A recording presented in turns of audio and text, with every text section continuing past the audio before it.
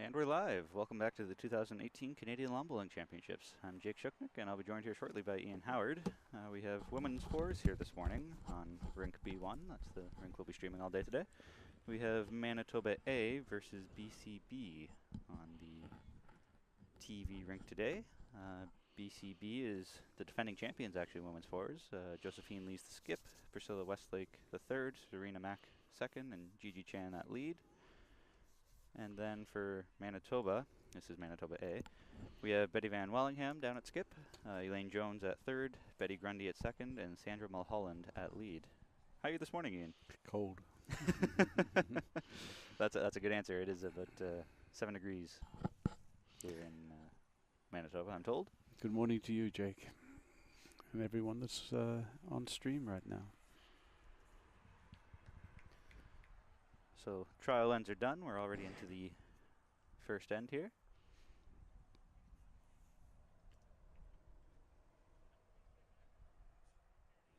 Betty's around to the back with another back bowl there for Manitoba.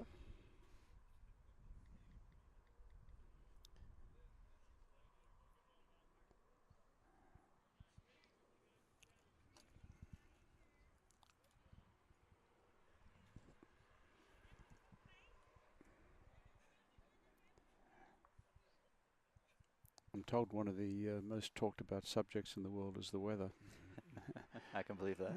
Right now it's 11 degrees, and according to the app on this iPhone, no commercial break plug intended, but it's what I have in front of me. It's going to get up to about 19, so there's going to be some significant changes in the green speed. And there's going to be I guess some significant changes in the rankings. Yeah, so they call the day moving day because that's when all the moving happens. And since they're playing 3 rounds today, it's key to try to go 3-0 today to secure your spot in the middle round. So right now, BCB, Women's Force team, is 5-1, and they're tied for first place right now with Ontario B. Manitoba A is trailing closely at 4-2, and there's a 4-team tie that's also at 4-2. So for the women's fours, looks like 6 are all duking it out. Today will be the key deciding day for who goes where. 2 at 5-1 and 4 at 4-2 is still anybody's game. Priscilla Westlake is on the mat now, and she's seeing great bowling success at her young age. Last year she had the trifecta of international appearances with the World Cup, the World Youth Championships, and the Commonwealth Games. So she was down in Australia for, I think, like a 2-month span. Definitely a talent. Bodes well for bowling in Canada. I think not only the fact that she's bowling out of British Columbia, but I think that she's carrying the Canadian flag quite high. She is the only Canadian to win the World Youth Championships. Prior to her, we'd never even medaled, let alone win it, and so that was a couple of years back. Well, I've just been given my order of a jacket that's a little warmer than the one I have, so thank you, Matt. Yeah, if you're in the area, come on down to the Regina Bulls Club, as we'll be selling our BCB gear as usual. And we've got Betty Van Wallingham here, trying to draw around to Elaine's foot. Not a bad effort here. It looks like she's pretty close, just maybe a little bit further through than what Elaine's foot was, but got to be pretty happy with that. That's pretty close to what she wanted. Josephine's down there strategizing with Priscilla and Gigi, with Serena in the back there.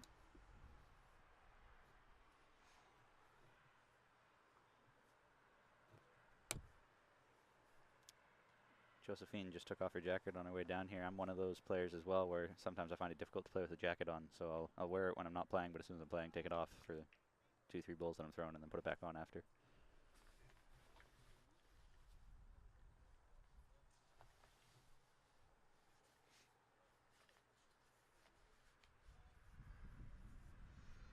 And as always, if you want to get in touch with us, reach out to us on social media or send me an email. On social media, Facebook and Twitter at BCB Bowls.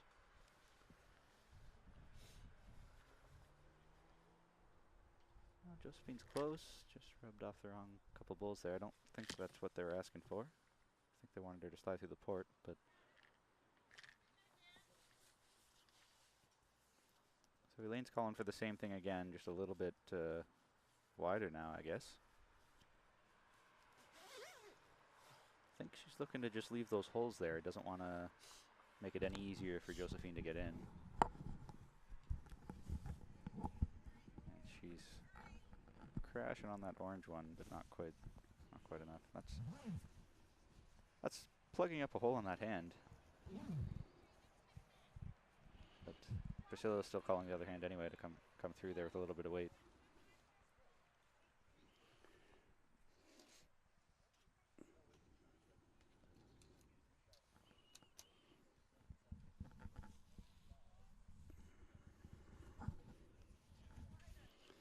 Josephine just said she's a bit wider. I could hear from here say that, so I don't think she's quite there for what Priscilla was asking for.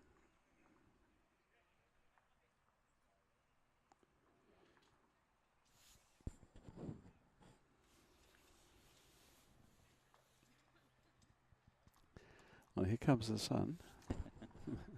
As the Beatles say. That's right.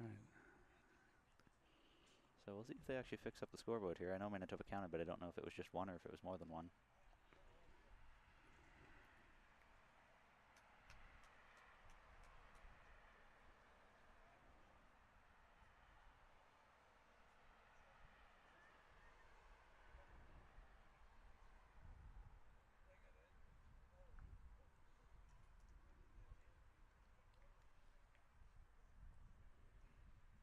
Still see some of the chalk lines down in the center there, so makes life a lot quicker when you've got that. You can just center the jack right away.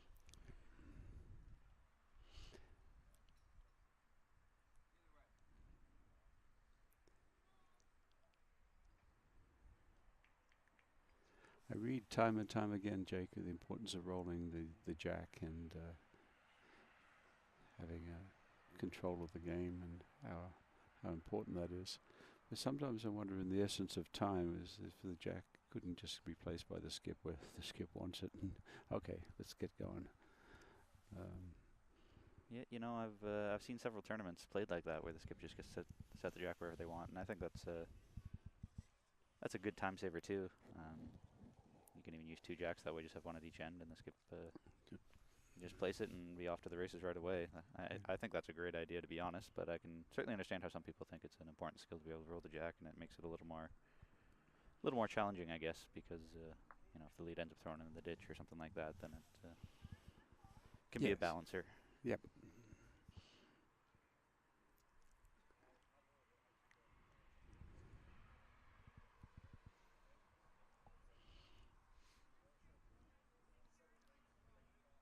So Gigi Chan is the one with the orange bowls here, and that's a excellent shot. She's actually been bowling for 8 years, and uses a size 1 heavy. I'm told her top 3 lawn bowling accomplishments are she won the national championship in her 3rd year playing bowls, won gold twice in 5 appearances at nationals, and has been a national champion in both pairs and fours. That's very good, isn't it? Not a bad resume.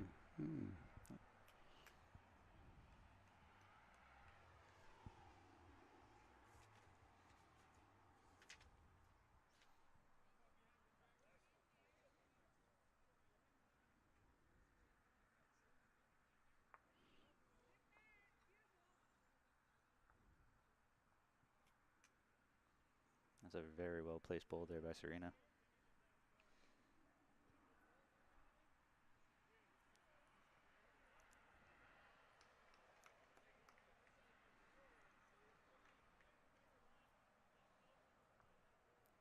I think Betty just crashed on that short bowl there. That's going to be a bit of a nuisance now, as we're starting to see 3 Manitoba bowls pile up in the center there. I'm not sure if Elaine or Betty are going to be throwing too many drives, but when you've got 3 along the center line there, that makes it a little more difficult to blast your way through. Another one into the front. Another one into the front now. Yep. Another hole in the wall.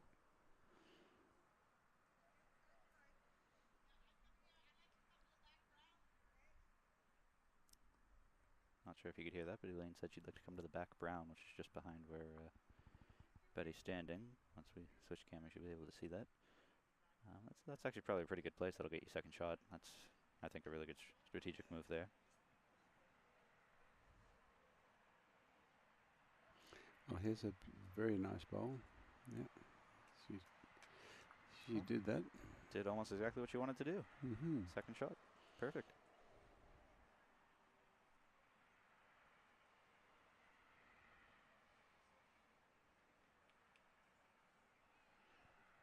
I believe it was this BC team yesterday in the last round that played against Saskatchewan, and they picked up a 7, I think, in the last end to win the game by 1. So they've been tested quite a bit here. It's not like they're trouncing everybody that they come across.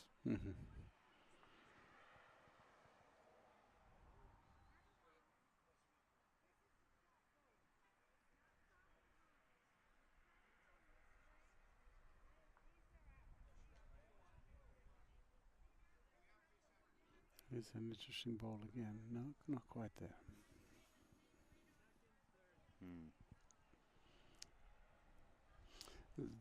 What do you think of the delivery of Priscilla Westlake? It's interesting. I've watched it progress actually quite a bit because I went to Australia with her for her first trip down there, which would have been, let's see here, 3 years ago. And at that time, it was only, I think, her second or third year bowling. So I've seen it progress to a much smoother, more natural delivery. Not that it wasn't great before, but just a couple subtle tweaks here and there, and it's much more fluid now. That's a good word, yes. It looks a lot more natural now than it did before, and I'm not sure if that's just from all the time spent down in Australia, you really get to notice the imperfections in your delivery on a faster green. If you're bouncing it or doing anything, the faster the green, the quicker you notice how hard it is to be consistent. So that being said, I know she practices a lot at the PIBC out in Vancouver, which is also a very good quality surface. I believe it's about a 15, 16 second carpet, so that'll also bring out any imperfections right away. So she's definitely put in the time to perfect her delivery, and it's very consistent now. It's the same time and time again. I was actually very impressed with the Commonwealth Games for some of the matches I got to watch her play. And she was playing third, skip, I believe, for one of the teams, and her driving ability was remarkable. I hadn't seen that before from her, having seen her play singles, and you don't always really need it. And playing third here, I guess you can use it once in a while too, but at the Commonwealth Games I saw her utilize it quite a bit, and she was just bang on time and time again, which I was impressed by, having not known that she had that level of accuracy in her tool bag.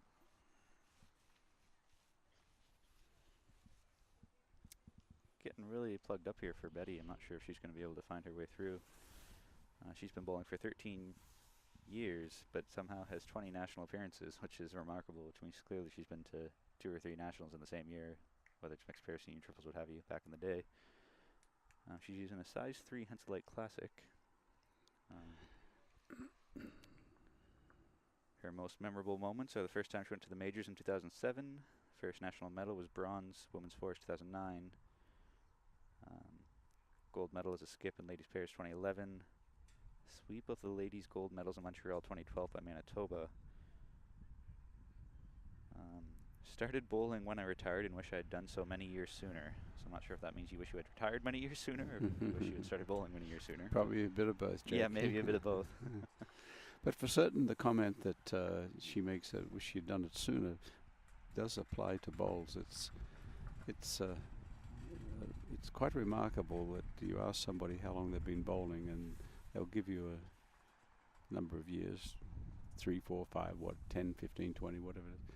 They invariably finish the sentence with, I wish I'd started sooner.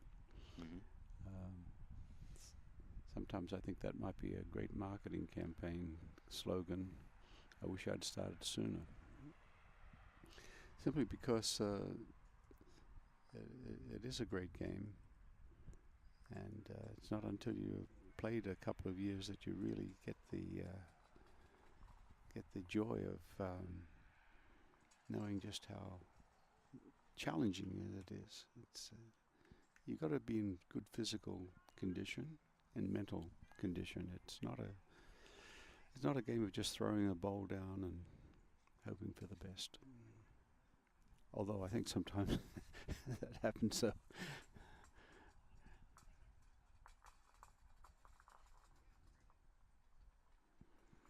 Well, this is interesting start to this end. A little more accuracy. Maybe the ladies are settling in quickly into their game. We'll see. It's only a couple of balls down, but we'll see what happens here.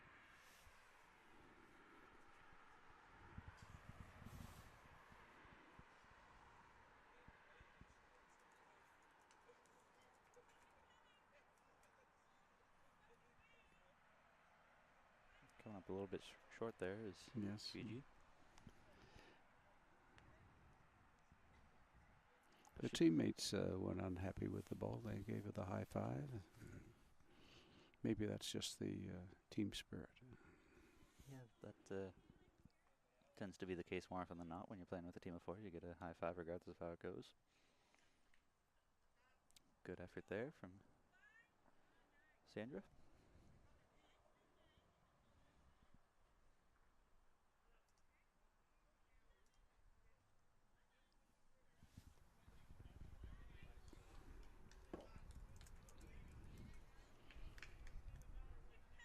Appreciate the feedback there, Roger, telling us to turn the volume up a hair. So hopefully that'll do the trick now. We'll also speak up a little louder just so you can hear us. Hope that doesn't blow your speakers. For those that know Jake and know that he does these streaming things, I don't know if you know how well he performs on the technical side. He moves dials around and things and touches buttons and has all the stats at his fingertips. And yeah, I think there's a second career coming up here, Jake. It's always good to have a plan B. Well, that's interesting you say that, because a good friend of mine works with Wrestling Canada, and so he travels to their national championships, and they rent equipment from the same company we do, SportsCanada.tv. And what they do for the wrestling matches is they just set up a camera to point at one of the mats, and they don't have a commentator or anything. They don't have multiple cameras. They just plug and play, and viewers at home can just tune in and watch and hear the sounds of the audience and whatnot. But that sounds like a much easier broadcasting situation to just set up a camera on a tripod. Yeah. Or tripod and press play and away you go.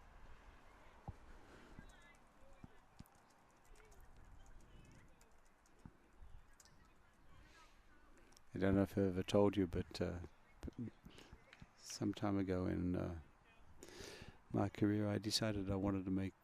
The company made a lot of TV commercials, and I decided I wanted to direct one. Much to the chagrin of my director, he thought that he knew all about it. And he did. He was very good.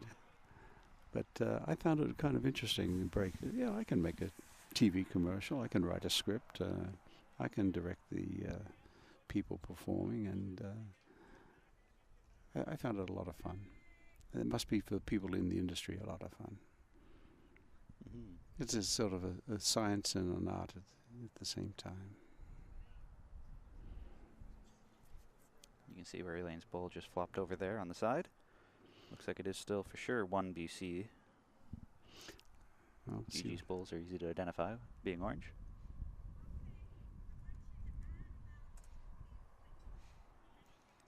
Priscilla's are also easy to identify, the raspberry ripple. Well, she had that famous wick that everybody has now and again. And that looks like 2 BC at the moment, for sure anyway. 2 in a look. With Elaine Jones on the mat, she's been playing for 39 years and has 38 national appearances, which is a pretty impressive feat. Using size 5 Thomas Taylor Browns. Her first international event was actually the 1986 Commonwealth Games in Scotland, followed up by the 88 World Bowls New Zealand and the 1990 Commonwealth Games New Zealand. Was also at the 92 World Bowls in Scotland, the 94 World Indoor Bowls in Scotland, and the 91 Pacific Games in Hong Kong. So she's represented Canada 11 times internationally, and has 38 Canadian Major Championships, 6 seniors and 5 mixed. So that's a pretty impressive stat line. And she's still at it and still putting good bowls down. Still at it, yeah, and adding another one this year. Yep.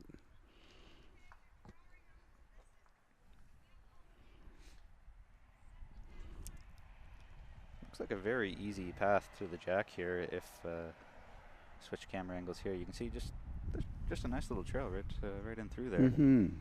Yes. Shouldn't be too difficult of a shot to get to the jack, but I'm not sure if she's even trying to. She might just be trying to plug it up, and that's a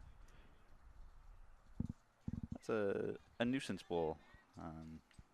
I'm not sure if that's really in the way at all. It just sort of identifies the line easier now for Betty as long as you're outside. I think you're right. Might have been better to get a little tighter in there, but here it comes. And she's around. Eileen's calling for her right around. I'm not sure if she wanted her to her foot. Not really enough to get in there. You're going to have to be inside that brown bowl in the top left corner there, I think.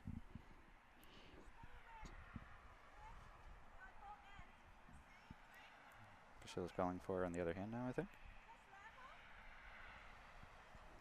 I think even though Priscilla's not the skip, she knows the game. She follow her guide here very carefully. Yes, and I think this is going to work. Well, very close to it anyhow. I think it may have worked. What's it, C? Yep, that's in the count for sure. So that's definitely 3 BC right now. 3 in a measure anyway. Well, it's interesting because of all the international appearances Priscilla's had that you really pick up the strategy in the game much, much faster when you're playing internationally. No disrespect to club members, club players, but the level of strategy that you see when you go abroad is vastly different than what you'll find back home here in Canada. So you pick up things when you're out there, different strategies, different shots, different tactics, and it makes a colossal difference in your game if you really are trying to progress to that level. As you can see, they've picked out 3 right away. Very fast on the count there. They didn't muck around. Greeted very quickly, and they're already putting the bowls back. Using the rake this time. Sometimes they kick them in, sometimes they rake them in. Here comes the jack. Start of another end. Good jack.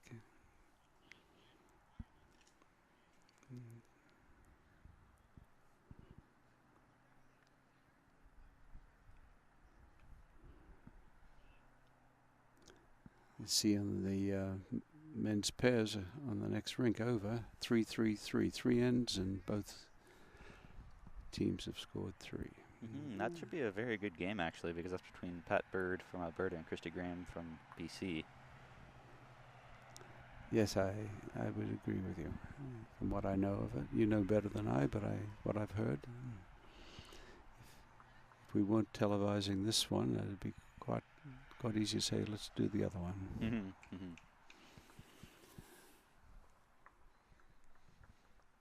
Here's a good opening bowl here from Sandra.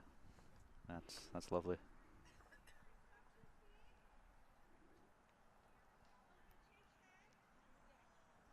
Big thanks to Mason Boyd operating the camera up there on. I guess you can't quite see him from this camera angle, but he's just up the scaffolding to the left there. You can almost see the scaffolding on the left of the screen there. Big thanks to him. It's not easy to be sitting up on top of the scaffolding for 2.5 hours. He might enjoy it. He's closer to the sun, I think.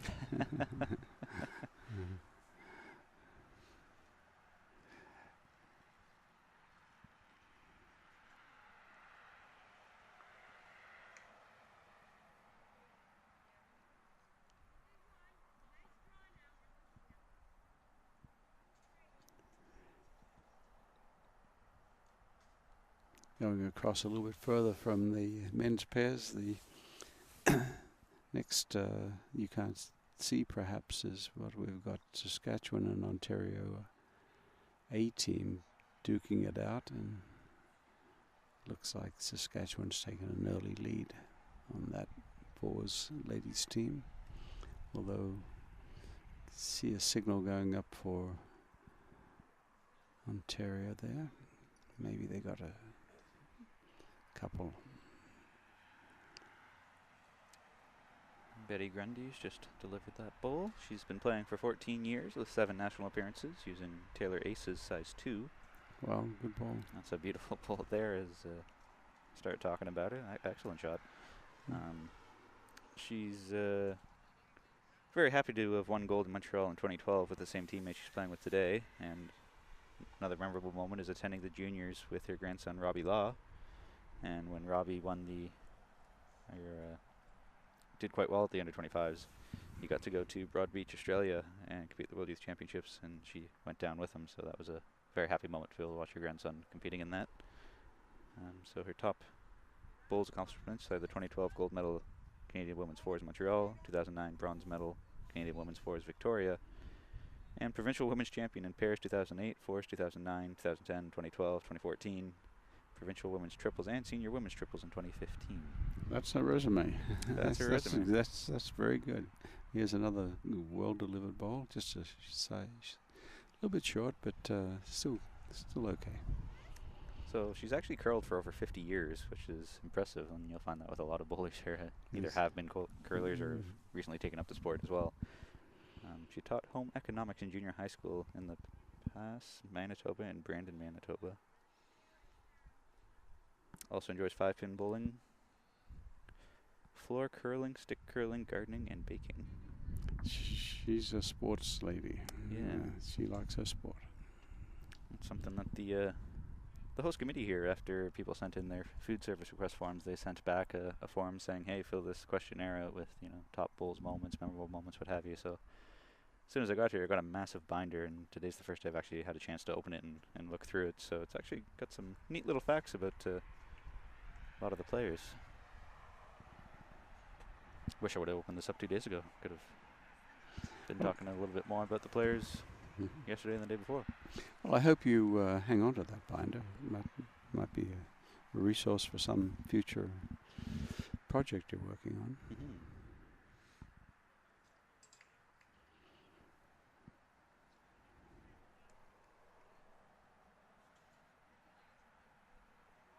Well, she almost had Great that. effort. Yeah. Great effort.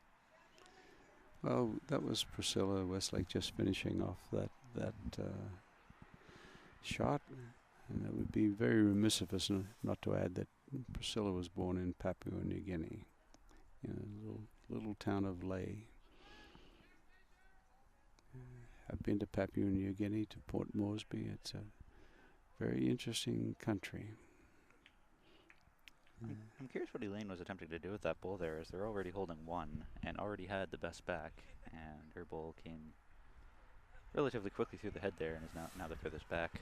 I'm not sure if she was trying to displace Priscilla's bowl and rested or not. I don't know who left this hat behind. It's going to get used.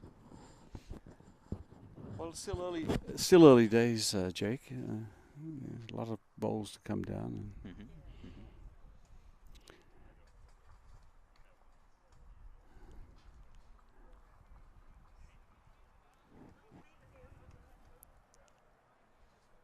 Happy to see that Team BC here. You've got Gigi and Serena all huddled right there together, looking and quietly talking under their breath to each other. I love to see that sort of team communication. When we were talking with Terry yesterday during the second broadcast, he was talking about one of his communication drills that he has players and teams do. At the request of Daryl through Twitter, what sort of drills do you have for team communication? And Terry said he'll split off players into teams. I think he said fours, maybe triples, whatever it is. And for the first two ends, you're not allowed to communicate at all. So no talking, no hand movement, no foot movement. You can't communicate at all whatsoever.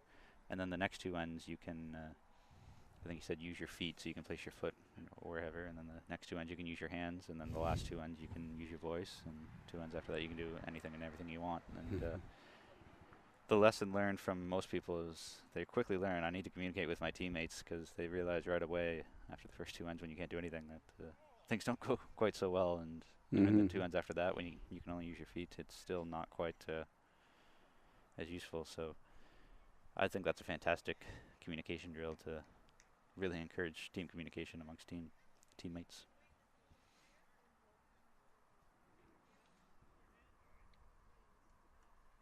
Not to mention it's also a game format, and a lot of people would much rather play a game than have to do drills, so enjoyable as well.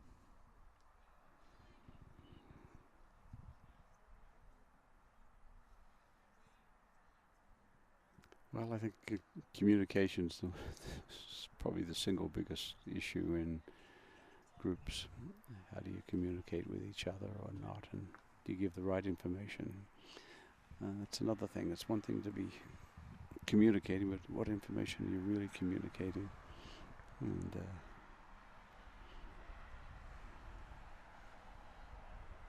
here's an interesting ball. I think she was looking to push up one of the two short ones there because they just needed about a yard on to get them into the count.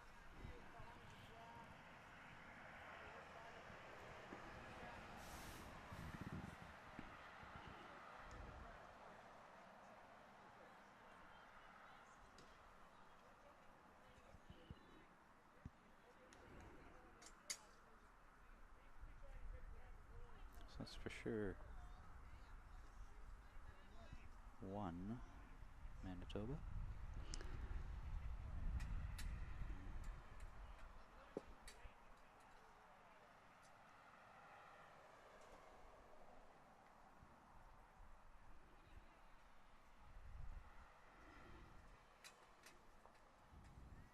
Two.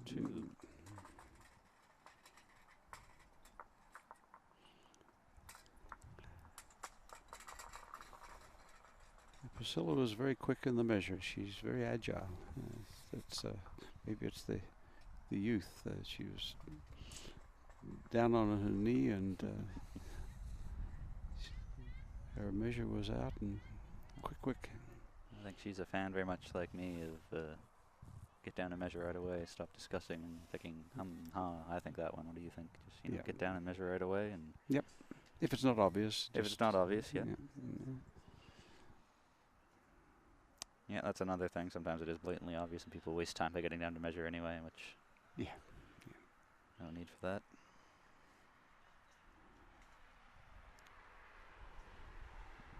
So Sandra Mulholland, the lead here for Manitoba, has been playing for 16 years with 14 national appearances, if you count this one, using Taylor International size 1, as you'll see that coming into the screen here soon. Top 3 lawn bowling accomplishments are winning golden pairs, golden triples, and golden fours, so she's got it all. Yeah. Interesting fact about her: as a child, she watched what turned out to be her future father-in-law play bowls at a local park in England. And back then, only men were allowed to bowl, and they all wore white doctor coats. And she was intrigued by how they could make the balls curve in different directions. And back then, the bowls were called woods. Yeah, many people still use that terminology. I bet English people, they still call it woods. Mutual friend Dave Houtby still calls the Jack a kitty, and some things don't change.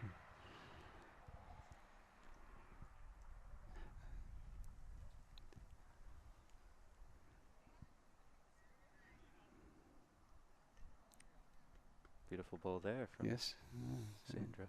Indeed. Probably shot ball, would you think? Can you see? Yeah, shot ball.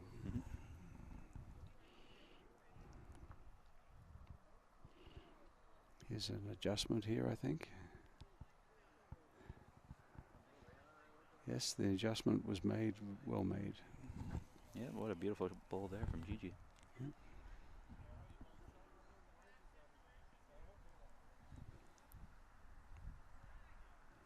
It's interesting that Manitoba, the way they place their feet, Elaine does it and Betty's doing it too. I don't know if they actually want you to the foot, but more like sort of where the toe is. They're just sort of showing you where Jack high is. It's a great shot there. That's enough to reclaim the shot for Manitoba.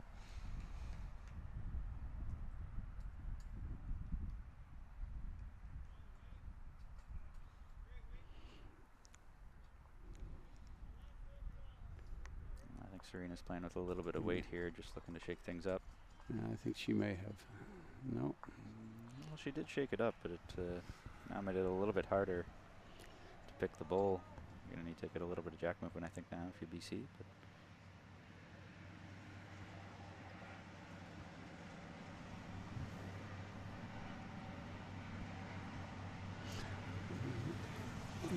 But the wheels of industry keep turning. There goes that train again, and you probably can hear it.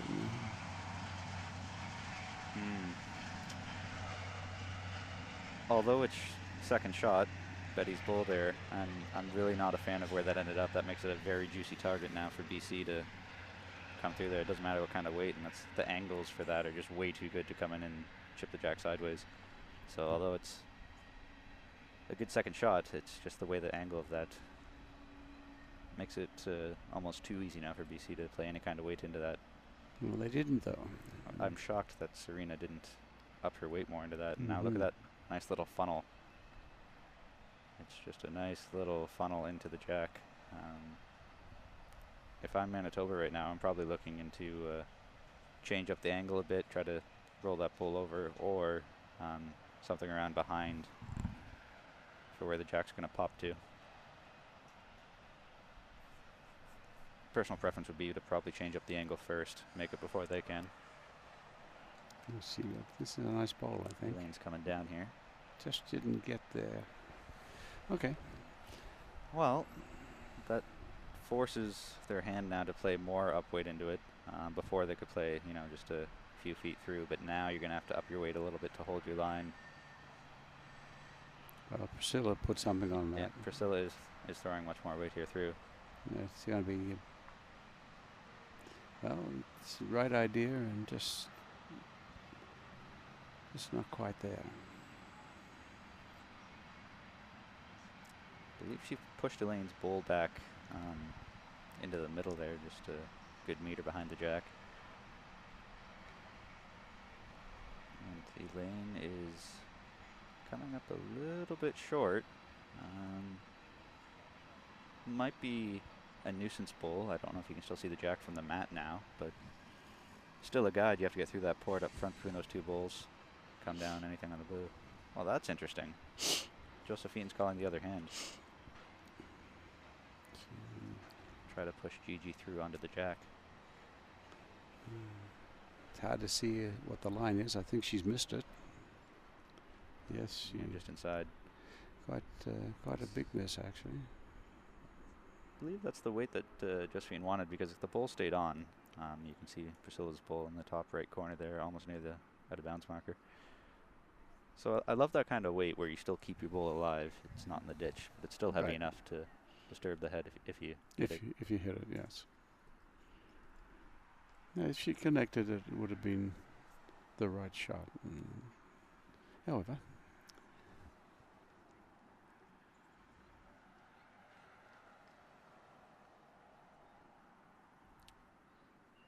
so it's interesting that, as you saw, Elaine put her towel down for where she wants her to come through that port. Now that you know the strategy that Josephine just called Priscilla on to play the other hand and try to force Gigi's bull into the head, I would be tempted to try to change things up a little bit. I'm not sure if I'd be playing through that port necessarily, or if I would switch hands now and try to well, that's what's happened. knock Gigi's bull out of the way.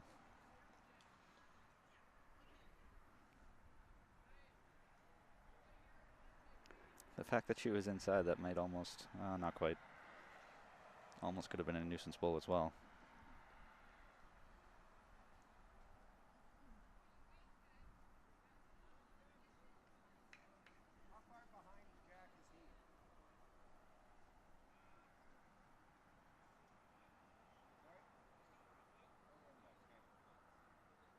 Spending a lot of time, this is most time I've seen spent in discussing the options of just about any game. This is a very long time compared to. Doesn't seem to be any disagreement amongst the players. It's just I think it's just they're just confirming that this is the shot they want. Well, there's not a whole lot of danger. Manitoba's line 1. If they push out Gigi's bull there, they'd be down 2. So you really only lose one more shot, which isn't that much danger to play some weight up and into it.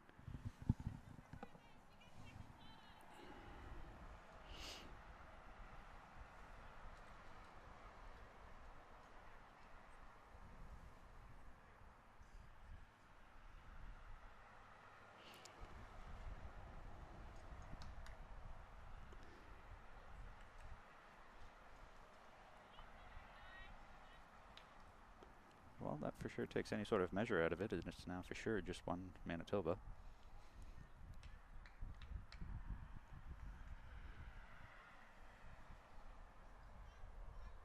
Sitting one, and that's where she wants the ball to land.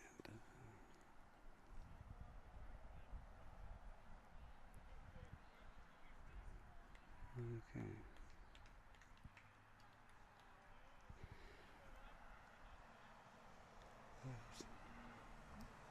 Oh, If she was just inside that, she would have been almost onto the jack, which would have been an interesting change-up. A little trickle there on the jack would have been a really good result for Manitoba, I think. They could have got maybe 3 out of it if they chipped it out to the side, although that would have opened it up more.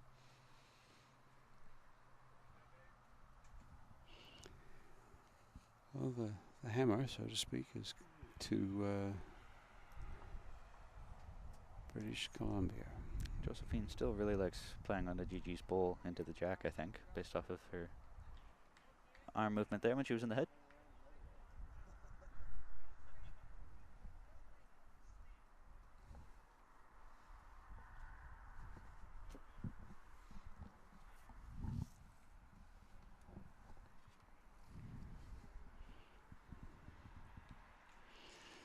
Well, it's going to happen or not going to happen? Probably not. I think she's a bit too wide. Yeah. Almost chipped another Manitoba bowl into the head there, though. That'll be 1 Manitoba to tie things up at 4, I believe, after 5. Yes, it looks to be.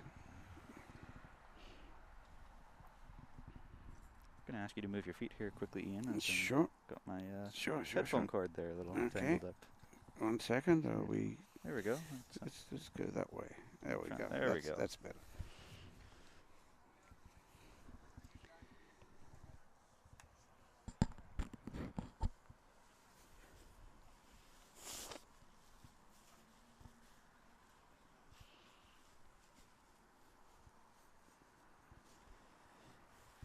It's a pretty good jack throw, almost dead center. Didn't have to move it a whole lot. This is.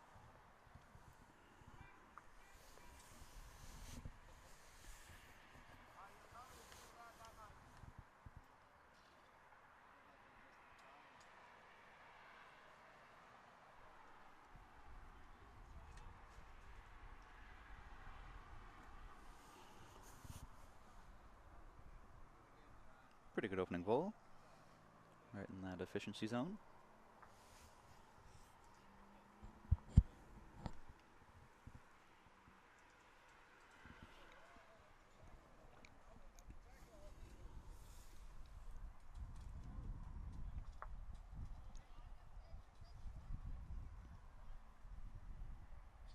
GG's coming up well short on that one. I'm a little bit surprised by that. It's part of the strategy, Jake. Not quite sure sometimes what people got in their mind, or they just misdeliver. That's just short of jack high. Pretty good opening bowls there from Manitoba lead. Sandra Mulholland. And Gigi's made a nice adjustment here. She just missed the jack on her way through.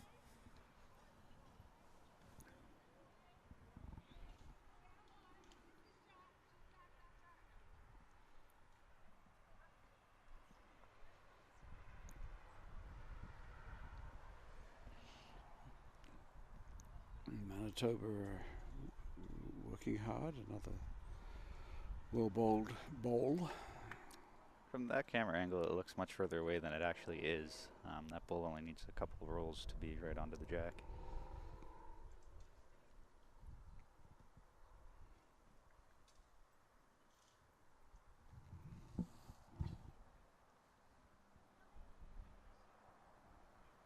Excellent bowl here from Serena. Yes. That should be number 1, yep.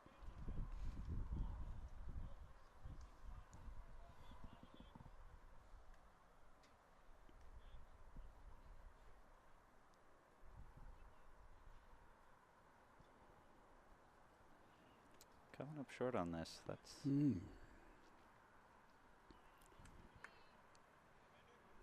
tricky now. We're starting to get a little bit of jumble up front.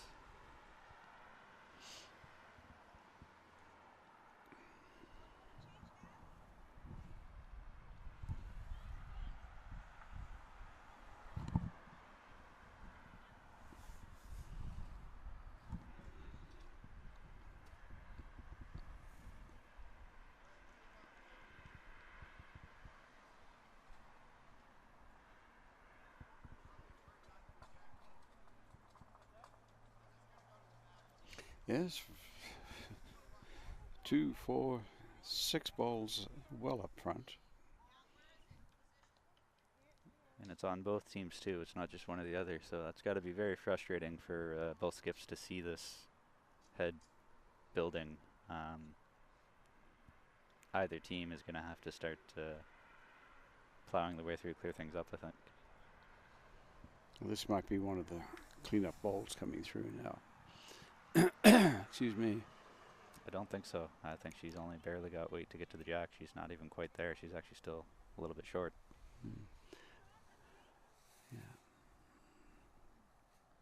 But it is starting to build a bit of a channel there now, as long as you're outside Gigi's bowl.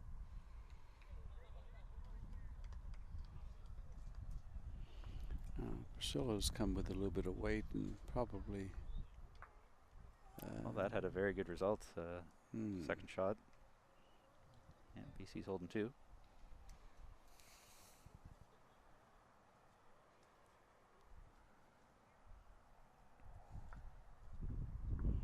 Now this is an interesting ball, I think, Jake. No, just the legs weren't there. Looked better than the result, but that's okay. I'll keep reminding myself, lots of bowls to come. Very, very insightful question there, Roger Smith. He's asking, do different countries on the Asian side of the Pacific, of which there are many, do they play different styles? Who and what? You see Priscilla in a Hong Kong squeeze last end. Yeah, that's a very interesting question. I know you've been to Hong Kong and China a few times there, Roger, so you're more familiar with this than most. Yeah, absolutely, they play different styles, different strategies, different tactics. Not that this is directly applicable to an Asian country, but you'll notice if you ever see Scotland, the way they deliver a bowl, they sort of run off the mat. But I know from playing against them down in Florida that the Scottish team is all very much into building the head.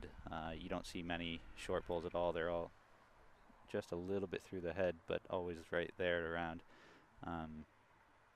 It's interesting when you ask about the Asian countries, as there are so many different types.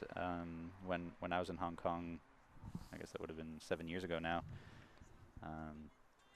It was interesting because they had so many greens that they were using for Tiger bowls. The grass was more weed than anything else and was probably around 10 seconds, but then they had an artificial indoor, and that was probably running around 16 seconds too. So to switch from 11-second weeds to 16-second artificial was a bit of a challenge, and you saw different strategies depending on the surface you were playing on. I know that from the teams that we played, at least, whether it was Macau or Craigengow Cricket Club 3 or whatever it was, not very often would you ever see them throw a blaster shot, I guess is as you call it, a full-on drive. They would throw firmly through the head, but never a massive wind-up and massive break the ditch board type of drive. It was more sort of a 4 yards through the head type of shot that a lot of them played, and very successfully too. And on slower greens, it can be actually a very efficient shot, albeit frustrating to play against, to just sort of play 2-3 yards through the head, because there's so much jumble there right now. You're bound to get a lucky result, and I use the word lucky not in a bad way, but there's so many different angles, different wicks, so many bulls that you almost don't even need to draw right now. You can just throw some weight through the head and you're bound to get some sort of result.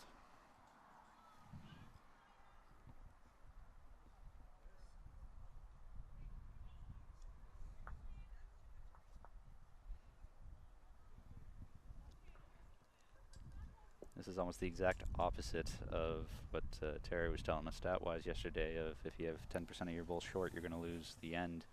There's only 10% of the bulls in green right now that are even past the jack. The other 90% are all short, which might be an indicator of the greens having slowed down today compared to yesterday. I'm told that out on the C deck behind us, the greens actually got flooded last night. Someone left the sprinkler on, and oh no! I yeah, didn't hear that. the greens got very wet, so they're using tarps over on that deck. I don't see that here, so likely not as bad a ordeal here, but still could be a fair bit slower than yesterday. But for those who can't see the sun, we can't either. It's still very cloudy here this morning in Regina, Saskatchewan. There was a small break there for a while. We had the sun come out. It would have changed the speed a little bit if it could have persisted, but it didn't.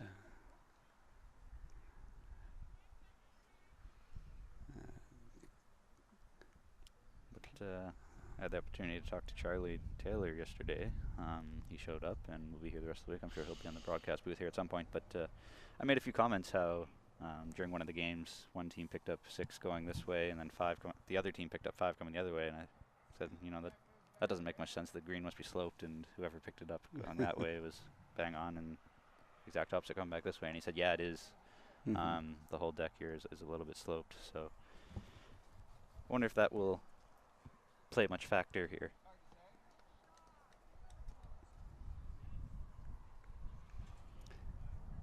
Well, there's essentially there's the 2 back bowls that we had last end. They're already set. Let's see what happens. I think the players would pick up on the fact that they didn't have many in the back, and they'll have more. I think this will be if you like, a tighter end for both teams. They'll have to.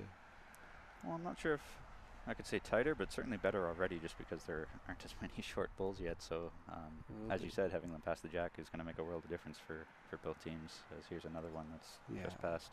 I think they saw what was happening in the last hit, and they're not going to let that happen again. So it must be a little bit downhill going this way and uphill going the other. Maybe.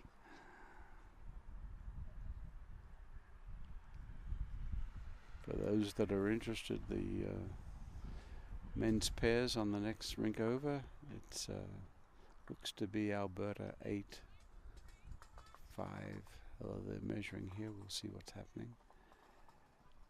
To Alberta 8-5 over British Columbia.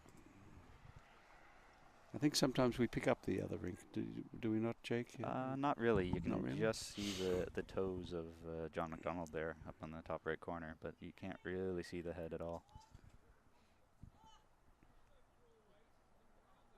Not quite there. Maybe about a mat length short, so usable, but not quite there.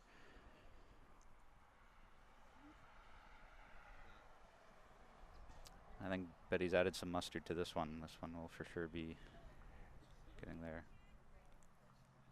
Not quite. I thought that was coming much faster than it actually was. Just going back to that game that we talked about, maybe Alberta added 4 at that end. Yes, they did. So they're certainly in good command of this game for the men's pairs. 12-5.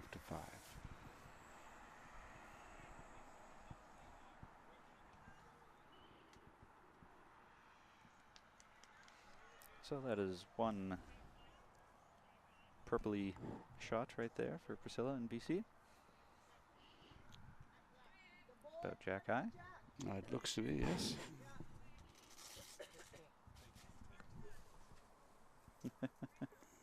There's the BCB president, David, doing some repair work. David, you're a man of many talents.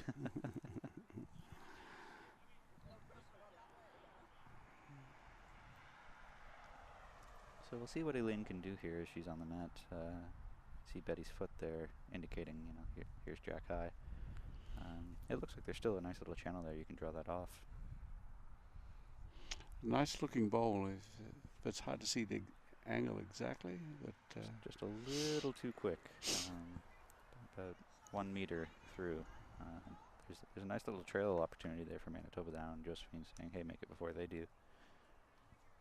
If you can tuck it behind Priscilla's bowl, that would be a very difficult task for Manitoba to get to then.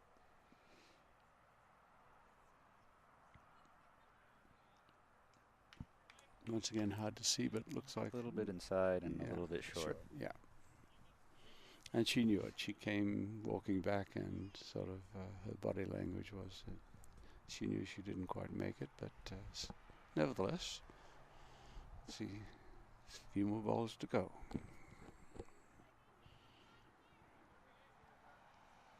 Just going across the green, and what we can see is looks like Saskatchewan's got. Oh, excellent ball there from Elaine. Just grabbed the jack and is holding one. Well, that's good for her. It pushes them back into the game. Not that they're down by much. But Saskatchewan ladies fours has got the upper hand on the Ontario ladies A team.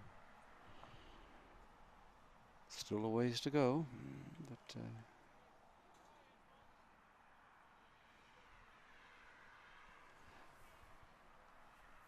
this is a tricky situation for BC right now because the way Elaine's bowl is still resting the jack, any movement and the jack's going to pop right back to those two Manitoba bowls that are waiting. So you can see BC's huddling around here now, not quite sure how they want to handle this. I think Priscilla's calling for Josephine's first bowl to come back there and match those two Manitoba bowls, so that way her next shot she can do something about it.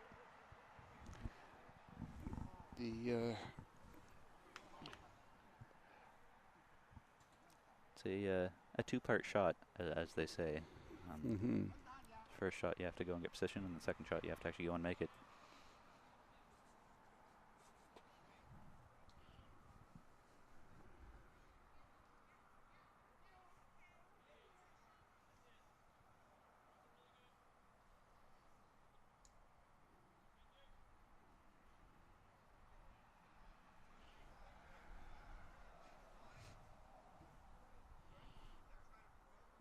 it looks like a good weight. It's coming in. What's going to happen there, Jake, do you think? I think she's just short. She's not quite there, so that's just another second shot, which is not exactly what you need unless you're quite fine with giving up one.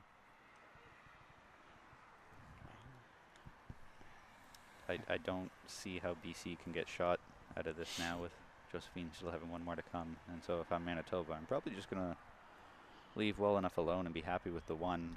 Yeah. There is an opportunity there for her to play Josephine onto the shot bowl, onto Elaine's bowl and chip the jack back for 3 or 4, but then that opens it up to Josephine to come the other hand and draw a shot off. So probably safer not to get greedy this end and just be happy with one and stay away from it altogether, which is exactly what Elaine has her foot out there for on the side, saying, you know, be well away from it, don't touch anything here.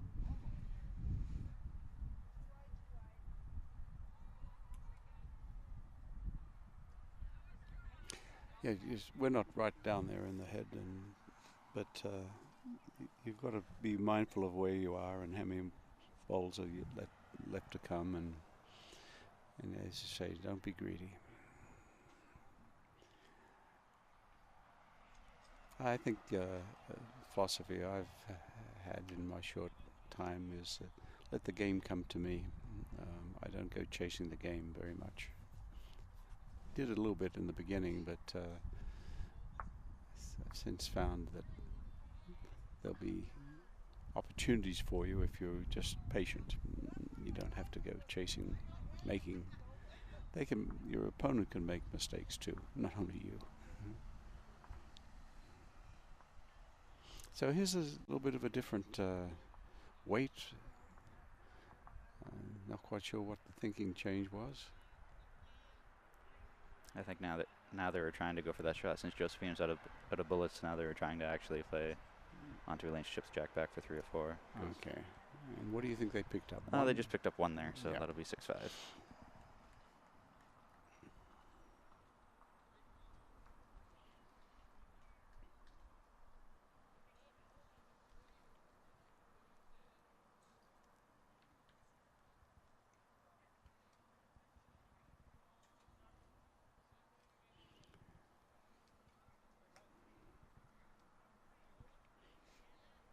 It's particularly interesting to watch the men's pairs team on the next rink. The score is really getting away from British Columbia there.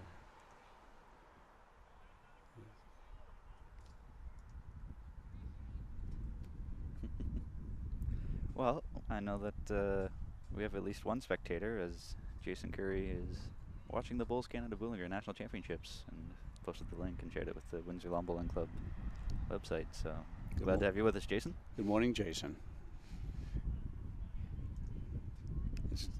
This is not like balmy Windsor, southern Ontario. This is quite cool here today. Jason's an accomplished bowler, and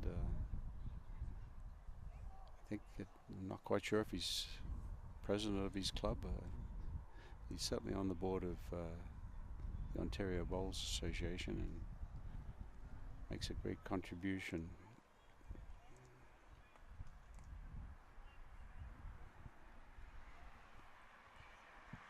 Two good opening bowls there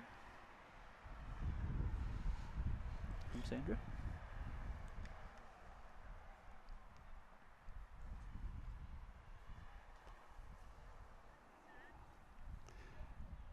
Well, what do we have here? No? Gigi's playing through the head. I think they realized, or she realized last time everyone was coming up short, so now they're giving it that little extra oomph to make sure they don't do that again. Yes. Last time they were coming this direction.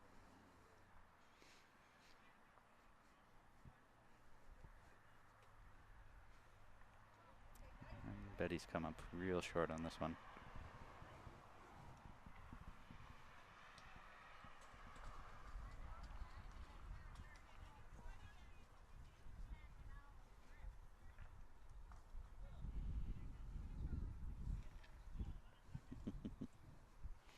Well, this is interesting. Coming this way, here we go again. Some short balls.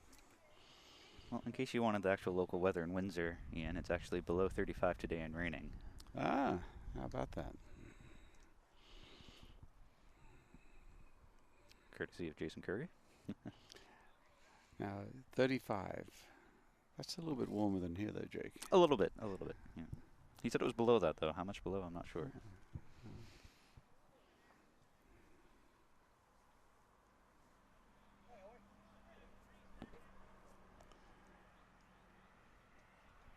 Well, Jason's one of these students of the game also. He's a head of officiating in for the province of Ontario, and takes that quite serious, not in a serious way, but in a interested, serious way. And,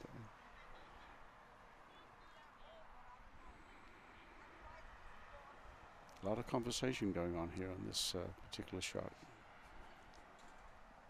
Once again, those front bowls. Yes, and again, both teams too. It's not just one or the other, and that's where practice day comes in handy, so you can pick up that, yes, it's quicker or slower one way or the other, uphill, downhill, whatever it is, and how you're going to deal with it. There's another one. These are very difficult bowls. I've never really concerned myself too much about front bowls, but because you can promote them, right? But these aren't really promotable, some of these, and they're just nuisance bowls, as you said a moment ago.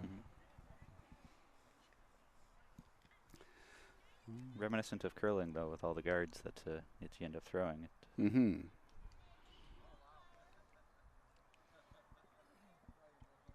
Oh, what's she going to do here? Once again, into the head. Into the pile. But the jack isn't there, guys. Anyhow.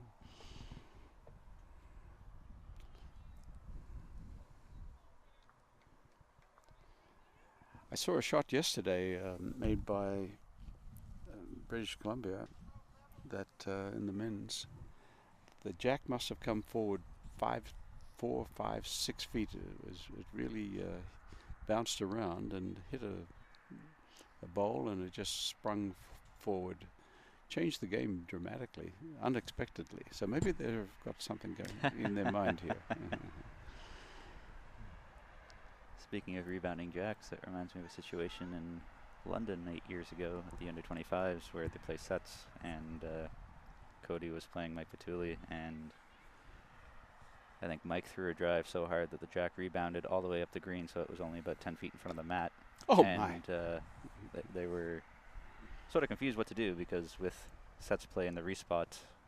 They didn't know. I think back then they used the 3 different respots, one on the left, one on the right, one in the middle. Yes, yes. And so they weren't sure which one it would go to or what you would do, because clearly when it's 10 feet in front of the mat, it's short. You can't exactly measure that to the nearest bowl. So they had to ask an umpire, and it doesn't really specify anywhere in the rulebook what happens when a jack rebounds so short that it's right in front of the mat. So the decision was to put it back at the respot one that was in the middle. That's at the 2 meter mark.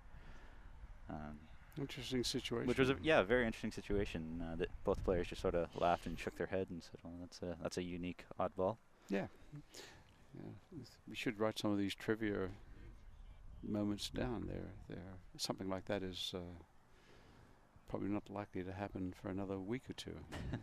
Well, I take that and I say it jokingly, but you were talking about, can you get a 7? And nah, that's as most you can get in a game. 7 will be the high. Whoops, there goes an 8, and I think you told me whoops, there goes a 9. Yeah, exactly. All in the one game. It's a very high-scoring affair.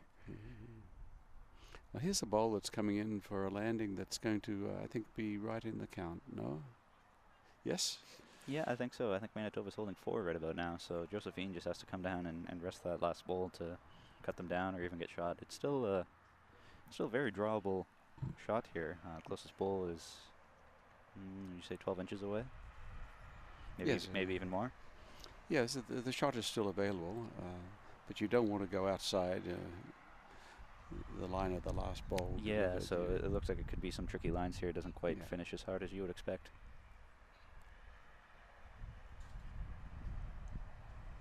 But yeah, Priscilla was just calling into those 2 bowls there. Just anything into these 2 will work.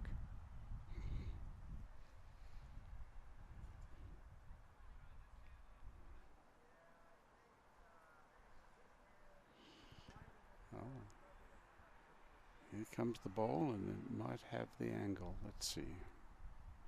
No, another one into the front. Yeah, so you're just tight on that. I'm not sure if the weight would have been quite there either.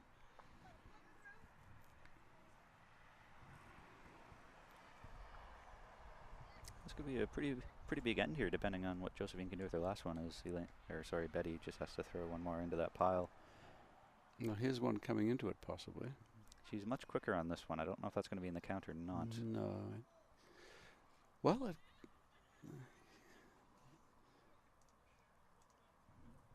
what does it look like to you? It looks like in the count?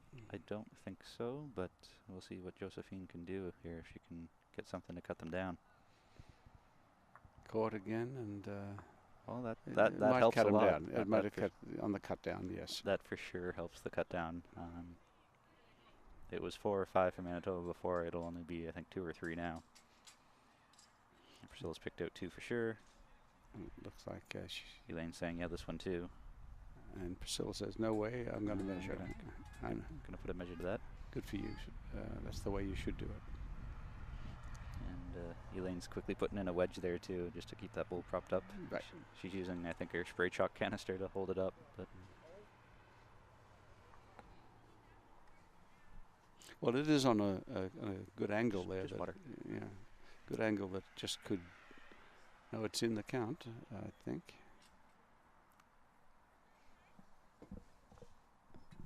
Yes, please. Yes. Yeah. Oh, you can get a fresh one or whatever. Would you mind? Yeah. Just black. I missed that.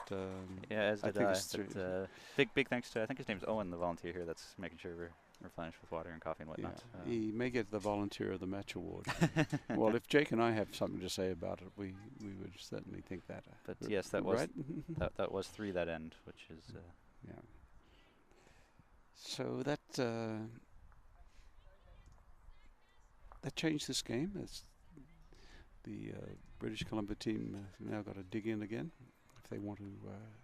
An interesting stay question. with it. Daryl's got. Sorry to interrupt you here. No. Daryl sent us a tweet saying, "What's your favorite memory of playing bowls?" Go for it. That's a good question.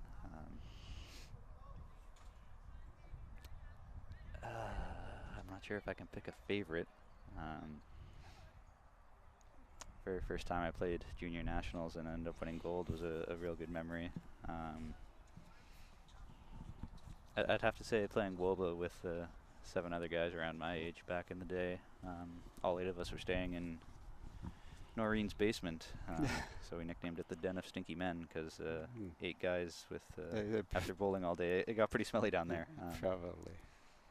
That was a really good week. I think that's probably one of my favorite memories. Was 5 days back when WOBA was a 5-day event, and you played fours, pairs, singles. I think there might have been triples too. I'm not even sure anymore, but that was a really fun week. That'd be my favorite anyway. How about you? Well, my favorite isn't so much a bowling, but it's a bowling event. I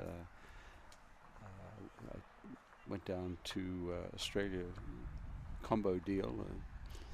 I wanted to play the Australian Open, and happened to be close to my father's birthday, and so that was good, and I was able to celebrate his birthday. But the way the Open down there is set that you play your sectional. Thanks, Owen.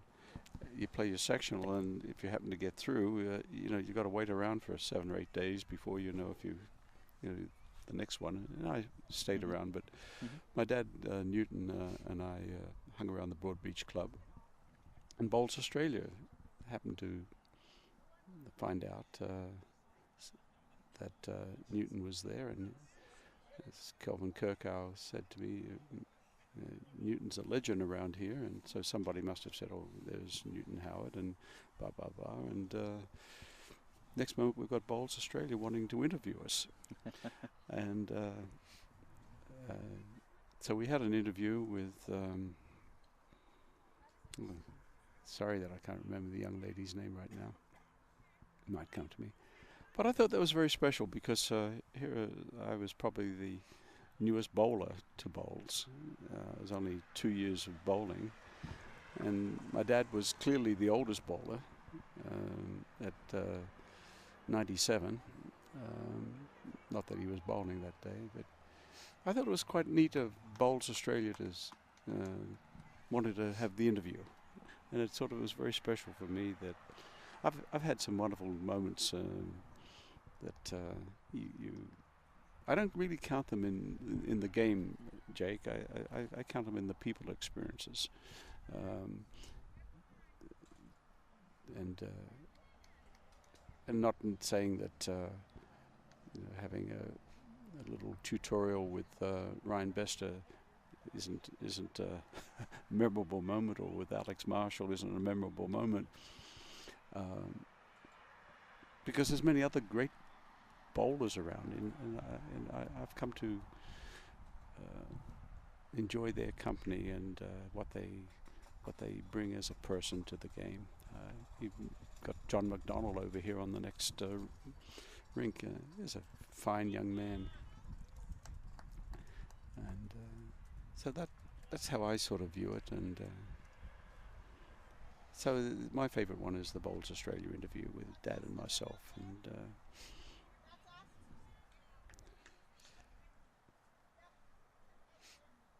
we should ask Darryl what his favourite. He's it's not right that he can just ask questions of us. I'm sure he's got many. He's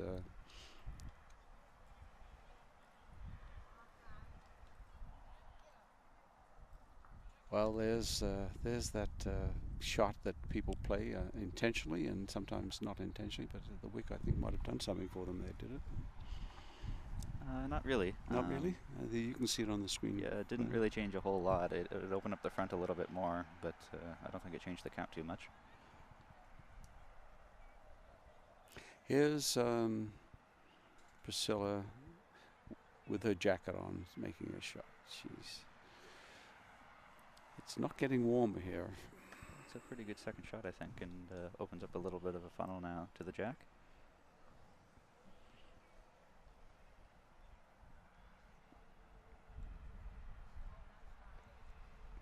One thing I'm reminded of when we're sitting here in the cold and the bowlers are out there doing their best. It's a bit like you're going to a restaurant. You sit in a restaurant, you're shivering, and the waitresses and waiters are running around with no jacket on, no nothing. Well, the motion does keep you warm. Mm-hmm. We're sitting here, very little motion, but they're putting the jackets are not come off Manitoba. They've had them on all the time. What I'm saying is, I guess everyone's feeling the cold. So Priscilla's done a bang-up job there at third, given a much better situation here for Josephine now. As you can see those Raspberry Ripple bowls on the screen.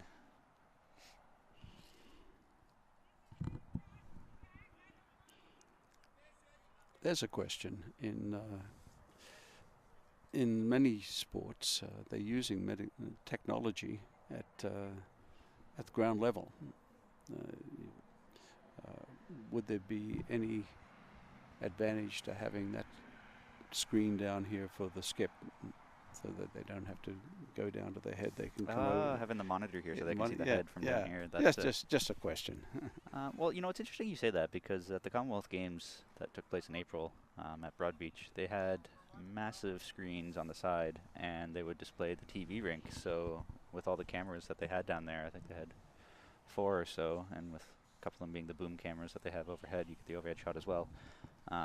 Anybody on the green or even just in the area could look at that massive giant screen and see what was going on. So if you're on that rink in particular, you could look up at the screen and see what was going on. So although that was only applicable to that one rink, whatever the TV rink was, but surprisingly the skip still came down anyway, just because since there's so many different cameras, they were changing the camera angles all the time.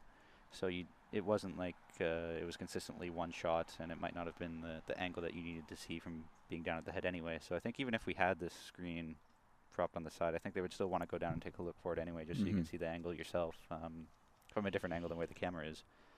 Although I did find it interesting at the Commonwealth Games, aside from the boom cameras that they had over top and a couple other ones, they had a couple that were positioned right on top of the ditch board.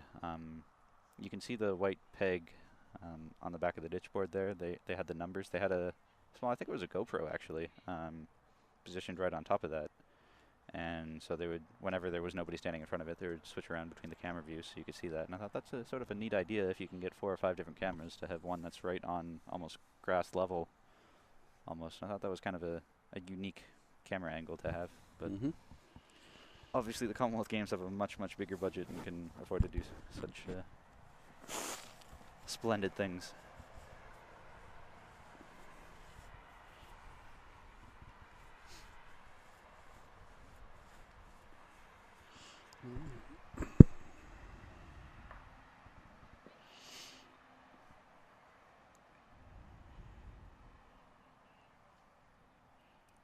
Not quite sure if I agree with the shot calling here for Manitoba as they're playing the other hand. I think I'd be tempted to play with some weight the other way and just push Priscilla's bowl through and sit.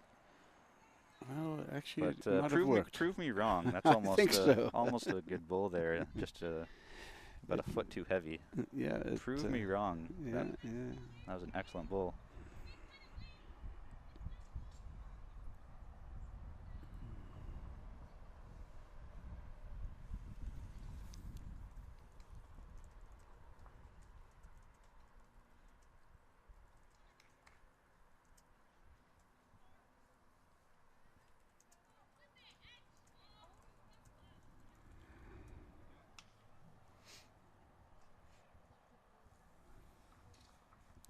That was one Manitoba there.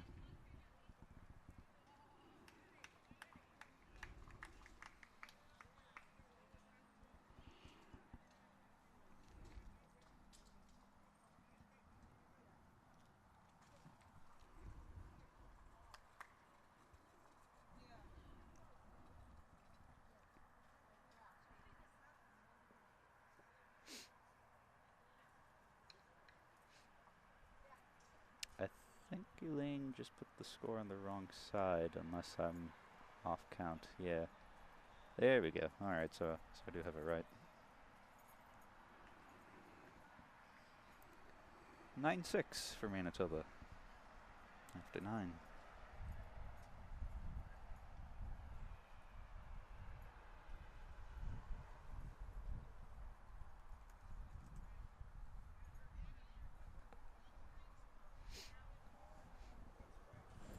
Coming up well narrow and short. I think that's a mulligan. If we had those in bulls, that's a whoops. I want to do that one over. Yep. Oh. something's going on when it comes down this way. That the Yeah, I think both teams are really struggling coming this direction. Must be hard lines, hard weight. That's probably one of the best opening bowls we've seen coming this direction from GG.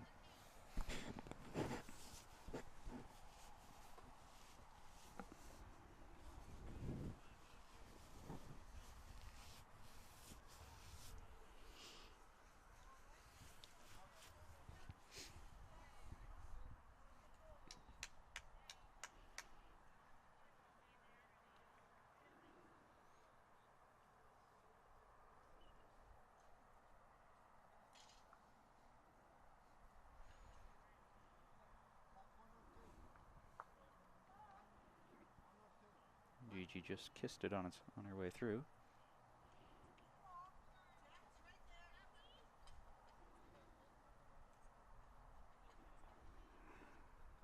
I'm still very interested in people's decision to chalk the bowl if it has made contact with the jack on the way through, and the bowl has no chance of going in the ditch. Seems like a waste of time to me. But some people stop the game and hold it up, and they insist that it. Particularly, I find that in not that I play club jitneys very much anymore, but the odd time I do, the club jitney player has been told to mark the bowl. Well, it's interesting you say that. I think a lot of players enjoy having that piece of chalk on their bowl by the time they get to deliver next, because they see, hey, I actually touched it last end. So regardless of whether it's actually going to go in the ditch or not, maybe it's a good thing. Confidence booster for them, I think. Yeah. But yeah, I agree. If my bowl's at the hog line and there's only 2 bowls left to come and the jack's nowhere near the ditch, I don't think there's really any need for chalking. It doesn't matter, but circumstantial, I guess, too, depending who you're playing against. If you're playing against a big driver, it might come into play. But there's a lot to be considered. But I'd much rather, instead of chalking it, just give me a point.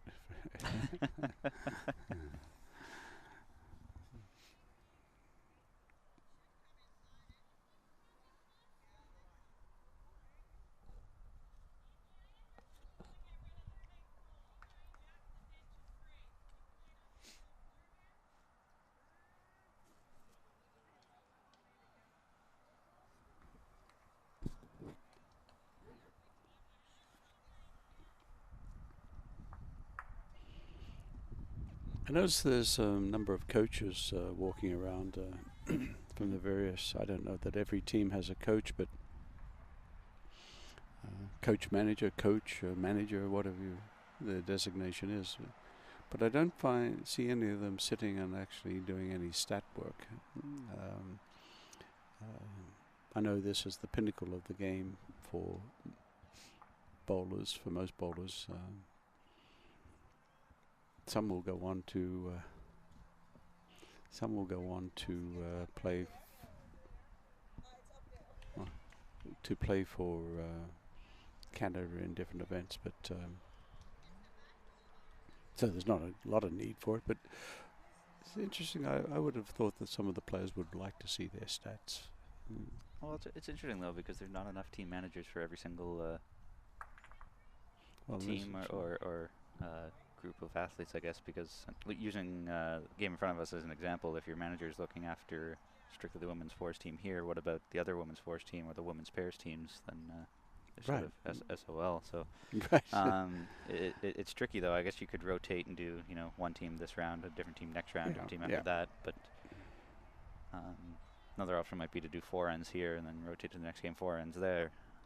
But yeah, you're not wrong. It's interesting that none of them are really taking stats, but I think it's more because they're trying to provide support to so many different teams at once, so they want to continually keep cycling through to see wherever they're most needed. Priscilla just missed the jack on her way through. She picked out a Manitoba bull. But now you make a good point about trying to service their overall team. But I know that one particular coach manager said to me that he's not going to pay much attention to a couple of the teams. doing well and they don't need the attention, but there's a couple of teams that do need attention. And so I said a little bit further, what's needed. Basically, I think it came down to the confidence. They needed the reassurance that they, even though they were having a bit of a tough time, that they needed to get a confidence boost. So maybe the stats wouldn't even help there. I don't know. But Ontario's head umpire Jason saying you should always chalk all your touchers, even if there's a very slight chance they'll reach the ditch, because if a toucher isn't chalked before the next ball comes to rest, it's no longer a toucher, and in the very unlikely chance it reaches the ditch, it would be dead. So that's the official ruling on that, which is fair. Yeah, you probably should always chalk your touchers, just because it would be dead then if it ends up coming into play. But I guess what I'm thinking is if it's like the second last ball at the end, the last ball at the end, there's really no need for it because it doesn't matter at that point. But you're right. I mean, that's a risk I guess I would take then, just to take that chance, saying, you know what, if you throw a drive and put the jack in the ditch and it's the last ball, then so be it. I'm not gonna. Interesting to get the official ruling for Jason, and thanks for Jason. I was told that if you do not chalk it, it remains a toucher as long as you designate that bowl as a toucher by saying that is a toucher. Now, if 4 bowls of the same colour win it, and so you have an argument or something like this, which is the one that's closest and all that stuff. But interesting how... Yeah, that's interesting, because I've heard that too, that if a bowl is sort of leaning, you can designate it as a toucher because you don't want to touch it and knock it over, so you're just going to say, hey, that's a toucher, and I'll mark it once it falls over. I guess I wonder if you could do that. Maybe, Jason, you can clarify and just designate it as a toucher without actually going down to mark it. If it's near the end of the end, there's only 1 bowl left to come, rather than going down and wasting time chalking it. If you could just say, hey, that's a toucher. I'm not going to mark it because there's only 1 bowl left. Well, even if there were more than one, would it... you might be able to say it. I think it's a 2-pronged question there. You've defined it very much more narrowly than I have. But I sometimes wonder that people do the marking. It upsets the flow of the ball that's come to the mat, whose head it is now. But the last ball that was down did the touch, and now the opposition is fiddling around with and the other player wants to come on and start preparing for their delivery.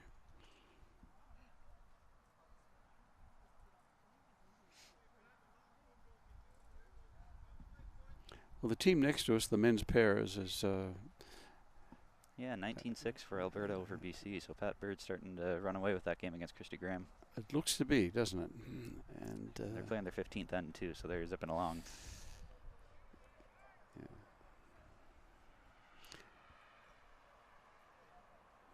Yeah. For those 2 Alberta players, Pat and John, I think a win here now is going to be really give them a good chance to medal. I think they're got a good record. I'm not quite sure. I don't have the stat. I saw it somewhere today, but good question there, Roger Smith. Who's the bowler who's passed away that you missed the most? Who said that? Roger Smith's asking us that question from Quebec. Roger, that's a toughie. That's a doozy. Yeah.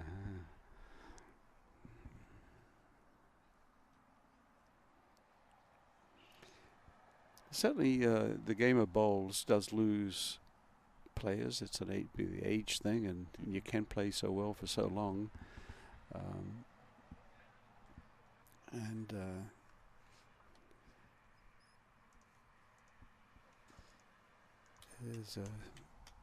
There's a toucher for Manitoba. Nothing's being done. The player is on the mat from BC, and out of courtesy, the bowler didn't mark the touching ball until... Speaking of that, I love how she did that. She waited until the player delivered their ball and then went up to chalk. That's so that the way, right... that way it doesn't disturb anything or stop them from playing. Right. And I think if I saw that, I wouldn't care if they're marking or whatever they're doing, because there's a respect situation. To answer your question, Roger, which is a tricky one, me being so young, I don't know as many bowlers from back in the day, as many other people would. I wasn't on the national scene until I was much older, not too many years ago. For me, it would be a gentleman named Rick Clemmer. He lived up my way, and I'm told that back in the day he played at a District 8 with Wayne Wright, and I think Brad Fleming too. But he was the lead, and I think he won the Canadian Fours and might have even played internationally once or twice. I'm not sure, but he sort of took me under his wing when I was around 13, 14, and would take me out to tournaments and would put me at skip, and then would sort of coach me on the strategy, the finer points of the game. Here's what you should play, and here's why. Here's what you didn't play well, and here's why after the game too. So he did a really good job of sort of teaching me the finer points of the game, I guess, which I found incredibly helpful. And then out of the blue, he just sort of passed away. It's got to be close to a decade ago now, I guess. But yeah, he was a very influential bowler in my life anyway. That's a beautiful bowl there from Serena. And she's added a jacket over the top of her team jacket, so it tells you how cool it is.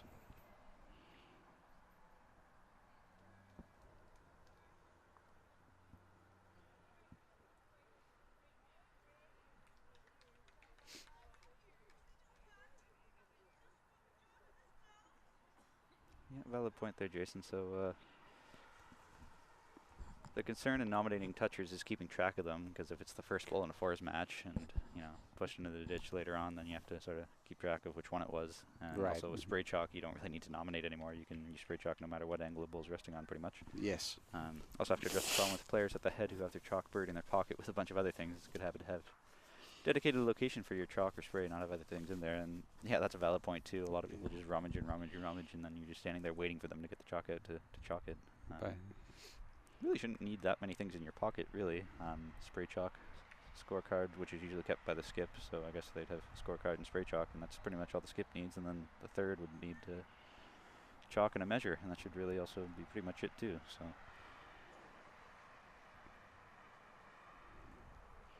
And I guess there's towels and gloves and crackerjack and whatnot. So. Yeah, what we need in this game is a team caddy. Yeah, someone who walks up and down. Yeah, walks up and down with all the paraphernalia and the goodies that you need. Right.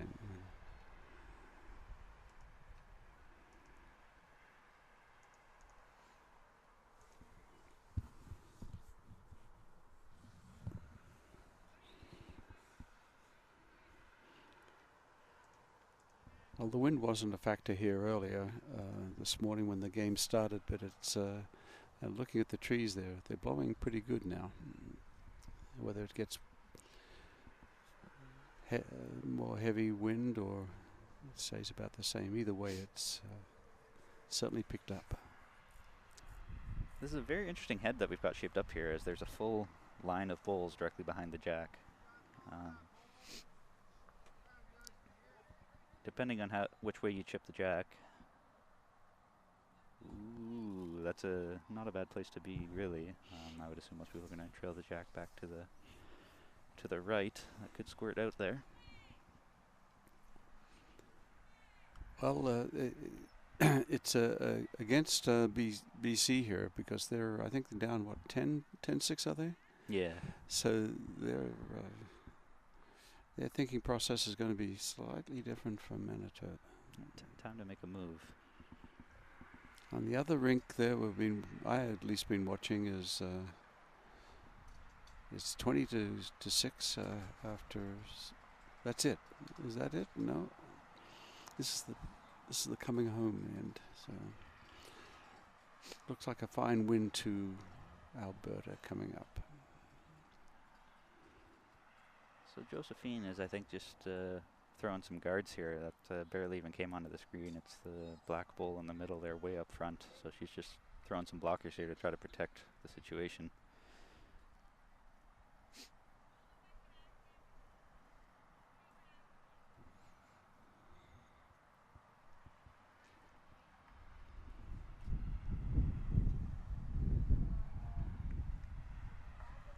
Well, that crashed onto Priscilla's short bowl.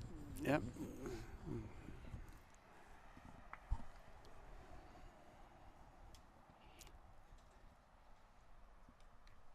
They were sitting 2 there, I think. Is that correct? I think so. And Josephine didn't throw her last bowl, so they were cleaning up and just to declare they're not throwing the last bowl.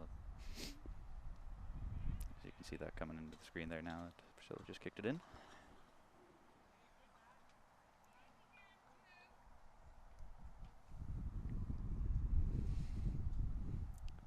So yeah, you're right, that was 2. Well, I saw Priscilla put 2 fingers up. It wasn't so much my attentiveness of down there, but interesting head, as you said before, the way it was set up, and puts British Columbia team back a little bit in with a chance here now that they're. I think it's only 10-8. Is that correct? Well, that is correct. Either team can win this game.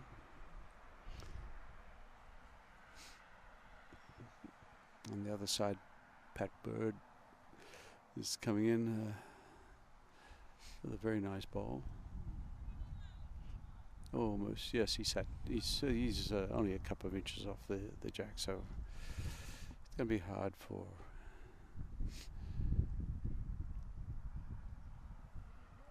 British Columbia to win this. So it's a bit of a shorter jack here coming this way. Not too short, but very happy the first 3 balls here are all past the jack. So this is going to be a. I think maybe that's the way you do it. Yeah, a little bit easier for the rest of the team. That's right. That's right. Bring the jack short this way, and they'll all be there. It's been an interesting head coming this way. I think each time. Naturally, as soon as we say that, though, we have a short ball coming up yes, here. We should have kept our mouth shut. Yeah. Commentator's curse, I call it. Last year, every time I said something, the immediate next bowl, the exact opposite would happen. So I'm going to have to learn to stop talking. Well, you do get excited about the game because these bowlers are playing their hearts out, of course, and we get into the moment. Want to inform the people that are listening, watching, give them as much information as we can. It's a great effort there from Serena. I'm not sure if that was enough for shot or not, but I think the signal was. Betty's calling for it to be inside of it, so yeah, I think you're right. You can get a better angle there now. And confusing with this Manitoba team is that the fact that they have 2 Bettys, so you have to be careful about which Betty you're talking to, Betty Grundy or Betty Van Willingham.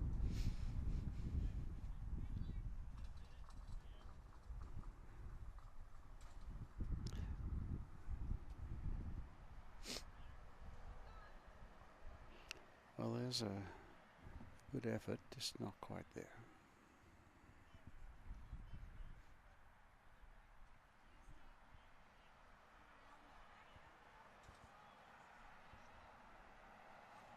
Don't think she was happy with this one. I think it might have slipped out of the hand, or maybe took a bump on the road on the way down. Yes, it's not a typical delivery at all. But as you said, with the cold factor here, I can see several players are wearing gloves, and I'm not sure if that's easier or harder to hold the bowl. It could be a cold hand factor as well, if your hands are too cold to grip the bowl, which is one more reason why you got to make sure you're using a bowl that's proper size to your hand. Something small enough that you can grip in the cold weather like this. Oh, Priscilla made a wonderful shot. Heck of a shot by Priscilla. How you doing? You winning? No. Oh, next game. I thought they got the game down there, and I guess not. Yeah, no, I think I would thrive in weather like this. I also absolutely love to play in the rain, strictly because the people I'm playing against. Oh, here's a beautiful shot from Elaine. Excellent bowl. Yes. Yeah, cold weather and rainy weather I love because I can hold my bowl a lot better, and I use my fingertips rather than palming it or gripping it, so it doesn't really bother me what the weather is. And so I love to play in this kind of weather because most people can't hold the bowl and it slips out of their fingers in the rain, or their hands are too cold or what have you, and so it's just an automatic advantage. There's Lenore Hartby coming by. I guess the singles players are starting to come into town. Singles players are starting to arrive. Lenore's husband David playing for Ontario in the singles. Tricky to see from the camera angle right now, but the jack is directly behind Elaine's bowl, the brown one, and it's also very close to Priscilla's pink one there as well. It's actually probably close to a measure right now, actually, for who shot.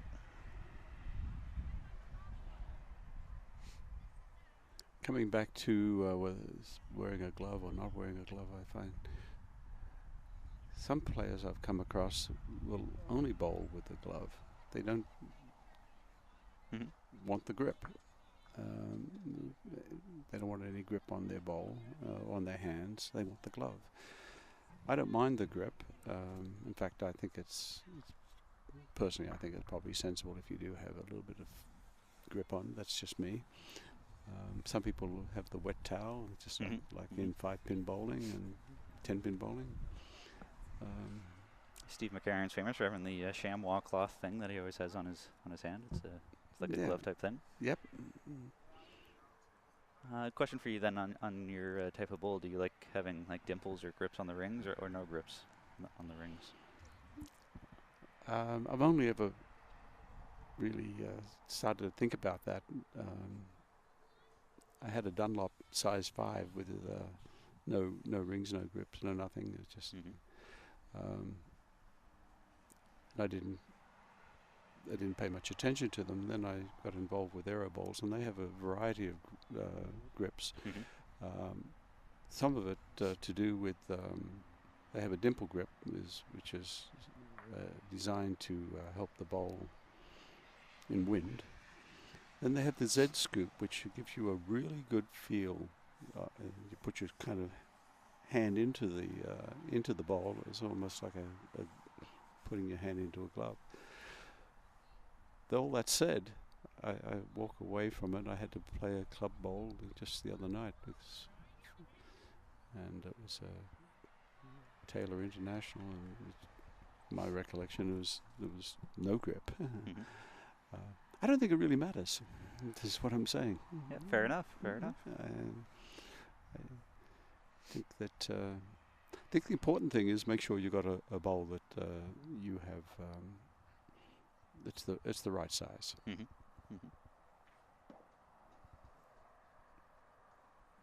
I find that men. My bowling partner in Oakville has been bowling a size 5 and suddenly realized that maybe it's too big, and he's going to order, or he said he is. We'll see.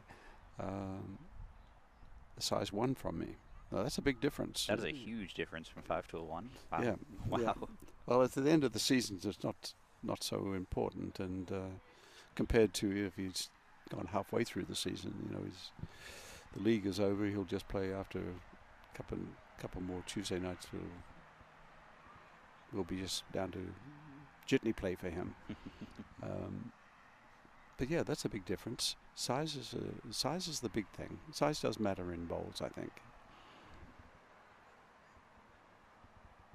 Certainly on the measure sometimes, Jake. Yeah, that's true. I've won many a measure just from having a size 5 compared to a size 3 or 2 or something like that. That's right. That's when you really need those size 7s back. That's right. Don't find many men going below 1, but I have come across a 00, a man playing a very small bowl for I asked him to explain why he did that, and he showed me his hand. He had very, very tiny hands. No, I don't know. Put when you get done doing what you're doing, we'll measure your hand. Yeah, your hands are a little bit bigger than mine, I think, just by yeah. Well, I started with the size 5. I think Yeah. I'm not afraid of size 5, but I've come down to a 3, and I think that's the right size for me. Yeah, I still use a 5, and I think next time I get a set, it'll be down to a 4. Mm-hmm. I remember growing up, we used to always make fun of Cody and Dylan because they use size 4s, and their hands were all bigger than mine by quite a bit. And I'd say, why are you using 4s? I'm winning measures on you guys because I'm using a 5, and no, they just like the 4. But now I think I'm finally going to join that club and drop down to a 4 as well. Mm-hmm. Well, if you're looking for a distributor of bowls, give me a call. I think it might be a few years yet before I actually finally pull the trigger on buying a new set. With how often I play right now, I don't think I need to buy a new set for the one tournament a year that I do. No, I think that would be sensible. Not a priority. Not yet, anyway. So we've got a 10-9 game here with 3 to go. Very close, very down to the wire. GG's put some pressure on and chest through the port, but must have been close. It's a pretty good place to be to end up, though, even though you're a lead. Yes, it's not nothing wrong with being a meter through. Yeah, it's but I say we can make that work. I think it might have been just a little bit too aggressive for a lead. I'm not a huge fan of the lead throwing overdrives or overdraws. 2 yards through is a little bit much, but being past the jack is definitely more preferable than not.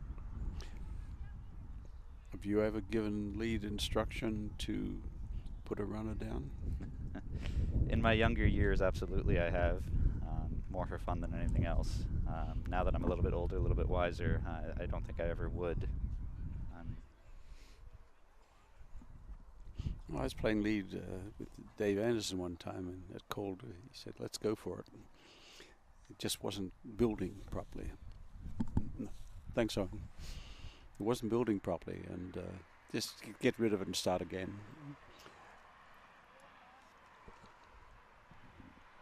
Actually, yeah, now that you mention that, I guess there is circumstances if you need to score 8 or perfect end and your opponent's very first bowl is touching the jack, rested perfectly in front of it, and the next bowl is rested perfectly behind it or something like that, then yeah, you're not going to be able to draw 8 off. You're going to need to change things up.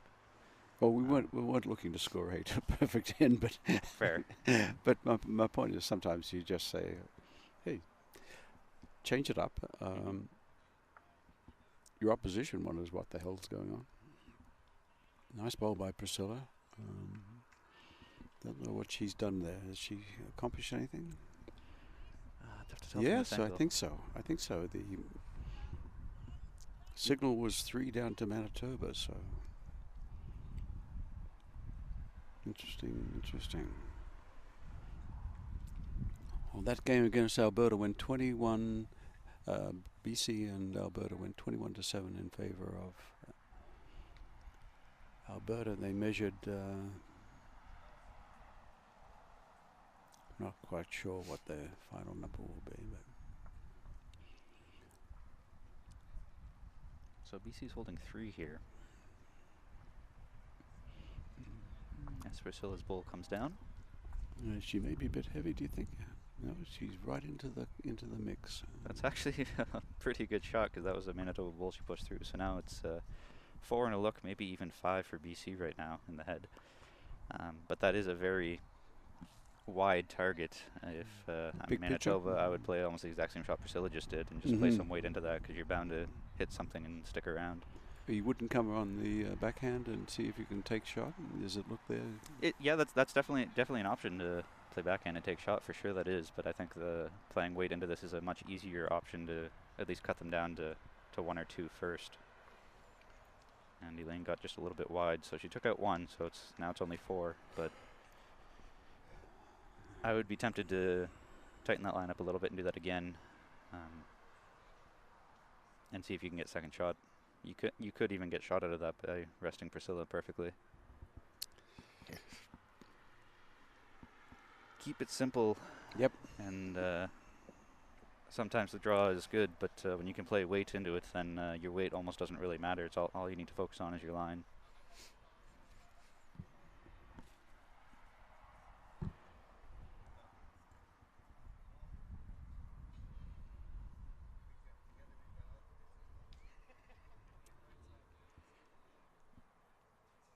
So I'm not quite sure what to do if I'm Josephine here, because you're lying 4, but it's a big, wide target. There's really no way you can make it smaller unless you throw a guard and try to get in the way. Well, I think that might be what she's doing, is she's throwing some junk up front. Yeah, looking to Yeah, she was hit in the looking. eye. Yeah, I think it may have come over too far though. Yeah, I think that came over much too far to really be any nuisance.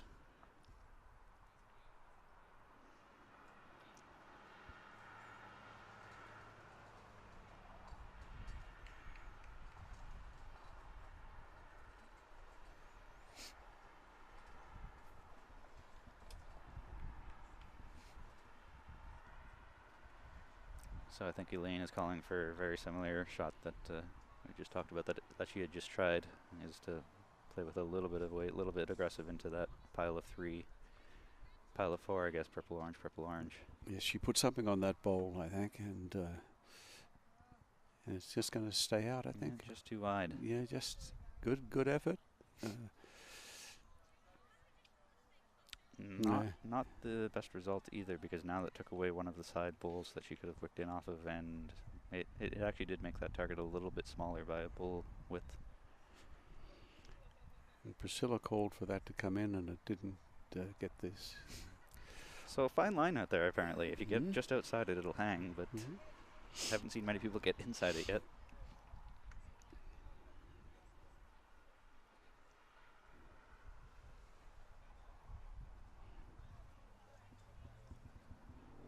Well, this is maybe a little bit tighter. She may have something on this one. Maybe she didn't need that rub. That rub did not help. Right. I think that's 4 to BC. There goes 1. Yeah, there goes 1. 2. There goes 2. They'll put a tape on it. We could be totally wrong here. It could be just 2, but I think that last 4. Yeah, no, 4, yeah. There was the signal for 4. She didn't bother going down. that is a huge game turning. Yes. At a critical time in the game, and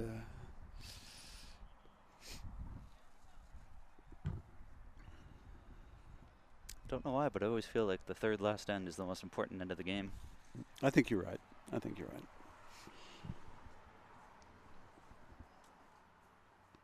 Although if you get an early jump on your opponent, Yeah, that fair. that May not matter. may not matter. But a worthy opponent will force you to make the win in the last few ends.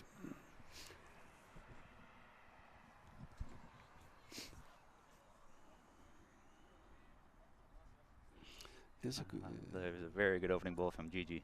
yes, it is. It's all you could ask of a lead to do. Let's see what the answer is here from Manitoba. It's just going to be another bowl we've seen coming this way. I don't know what it is. Is it uphill, perhaps? Yes, yes, it is. Here's a little bit more weight on this bowl from BC, and this is a wonderful bowl also. Yes. Fantastic bowls there from Gigi. Wow, that's great lead work. See, now if this were the last end and you're looking for a handful, this might be one of the times where I would call a lead to throw a drive, just because there's no way you're going to be outdrawing that. But yeah, yes, you're right. Still early in the game, not going to need to do that yet. But well, there's a good promotion of your own bowl, and I think that's a helpful situation. That's interesting. I don't know how much it was planned, but let's say it was.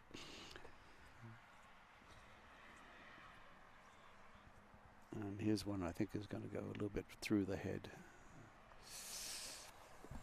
You know, I've talked with Dan Milligan about this, about how to adjust your weight. A lot of people talk about bigger backswings and whatnot, and he's a strong advocate of that being completely false, and saying that the way that you adjust your weight is your follow-through, and the longer your follow-through, the further it's going to go. And I think there is some merit to that. If you have a shorter follow-through, it's probably not going to go as far as the longer follow-through would. So I've been watching some of these deliveries here as they're trying to give it some extra oomph, and you saw with Serena's last bowl there, as it was well past the jack, she had a very lengthy follow-through, and she was really reached far out. think Well, she tightened it up a little bit on this one. one might say that that's correct, and then one might say that that is what you should do. It's like in golf, it's in your follow-through is how well the shot is made. The release of the bowl is well before the follow-through is completed, but I'm inclined to think wouldn't mind having a cup of coffee with Dan on that matter. I think there's a lot to do with your backswing and your body height and the backswing together. I think the two together I'm a great proponent and believer in the follow-through. So many people don't follow through. And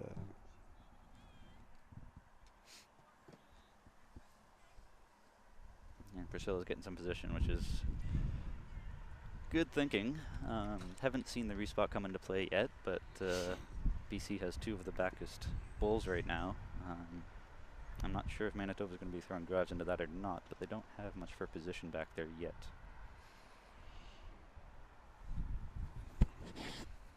Well, Dan Milligan's a fine bowler, from what I've heard, and you probably wouldn't want to. I maybe shouldn't have a cup of coffee though. Just say yes, Dan. I'll take that under advice.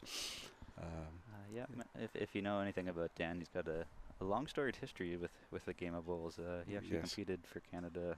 Yes. Back in the 80s and 90s, and has developed a lot of our coaching material as well. He's been. Did you see that bowl from Priscilla? Yeah, that's a beautiful bowl there too. Yeah, BC is really coming along here now. That's a good team play. Yeah, yes, Dan is quite an accomplished bowler, and wonderful supporter of the game of bowls. Oh yeah, he's done so much for bowls in Canada, and arguably even around the world with his latest invention of the SRPM and the Ubi launcher as well. Just a small correction. I don't think Dan did invent the measure. The SRPM thing? I think that's a Ken Simpson invention. I'm told that the two of them worked on it together, but I could be wrong on that too. Maybe it was just totally Ken. I don't know. I think Ken went to Dan and said, "Look, this is what I've got. Ken is an engineer, and this is what I've got." And I think maybe they should have joint credit. I don't know. Well, if either of them are listening, feel free to give us a shout and correct us for who's taking the full credit on that. Let's see who's out of the two of them is paying attention here. But yeah, fantastic invention. I think that every club would do well to get one of those, and they're definitely not expensive either. It's just a little ramp. Yeah, I'm not quite sure of the price, Jake. I think it might be a few $100s because of right now they have limited runs. They don't get the economy of scale. But it's a standard that doesn't matter where you go. It's going to be measured at that standard versus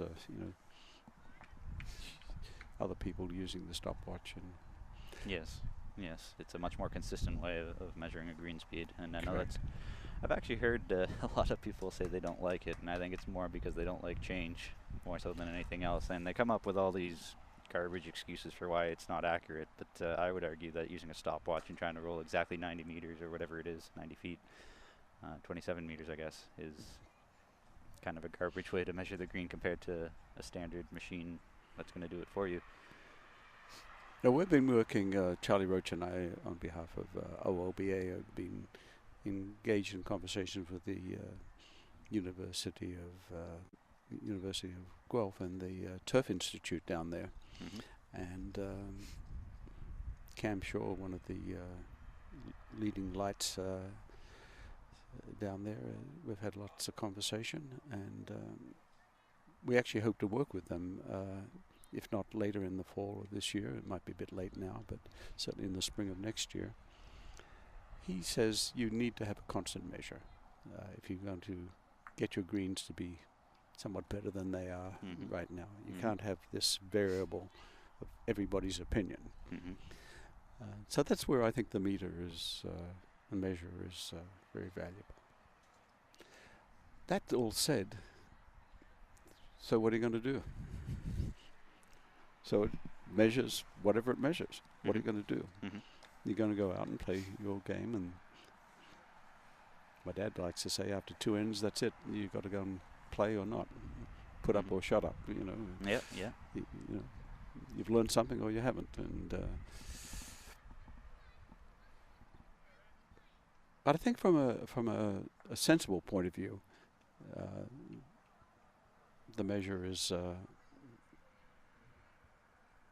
good to have. Clubs should have it. Well, there's the roll away of 3 bowls to British Columbia, Jake. Mm-hmm. There's a fourth one. There's a fourth one.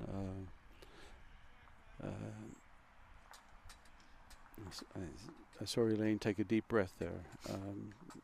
Is that a deep breath of glad that ends over, or boy, we didn't need to go down 4 there. Yeah, down 7 with 2 to go is some big work. I think the interesting thing about this BC team is that they were, I think they had the game against them there for a moment, and they've worked their way back into into a good position. And I don't think it's been by luck. I think it's just been by solid play end after end. And Manitoba maybe didn't have quite as much luck. Well, I think the biggest difference has been past 3-4 ends. Gigi has really started to come alive at lead and get those orange bowls locked in there, especially coming in this direction, whereas several Manitoba bowls ended up coming up short. Right. Oh, this proves that, well, there goes a wrong bias. Now, that's very unusual for a player at this level of play. It does happen, of course, but that's a free shot to British Columbia as far as I see. That's what I call a wrong bias, a free shot to your opposition. You don't...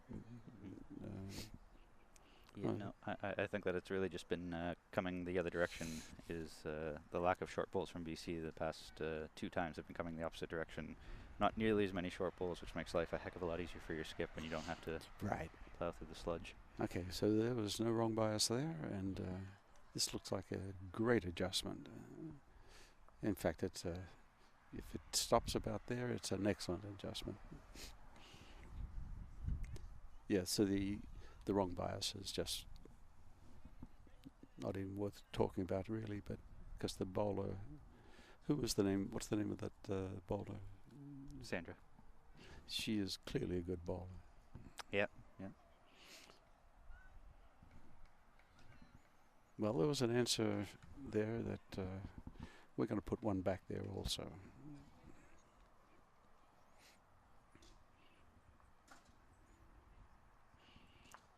Just looking at the other scores across the, you call it the deck, you know. Yeah, I do call it the deck. I don't know if that's just a... I call it the green because, well, you know, the green is the appropriate term. That is what it is. Yeah. So I'll say with the green, but I like the word deck. Staying with the green is that nobody's running away with anything down here. It doesn't look like... Oh, wait 1 second. Way down there is 21 to 9 for... Can't work out who, but it's... what a bowl from Serena. Just right onto the jack. Yes. Great time, too. And Betty had a great bowl right before that, too, to cut them down to 1. So now she's got her work cut out for her again. Well, the wind dropped a little bit. The sun is coming out.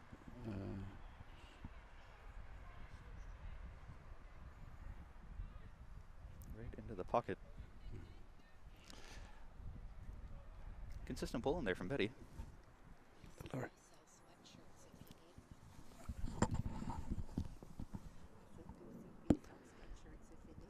So Josephine's calling for Priscilla to be just around, maybe to tuck the jack back behind might be an ideal thing to do to try to lock it up. I don't know if Priscilla is there. She's a little bit off to the side there, yeah, a little bit wide. Kind of a fine line there. Either you got it and you're right on the jack, or you miss it and it just hangs out.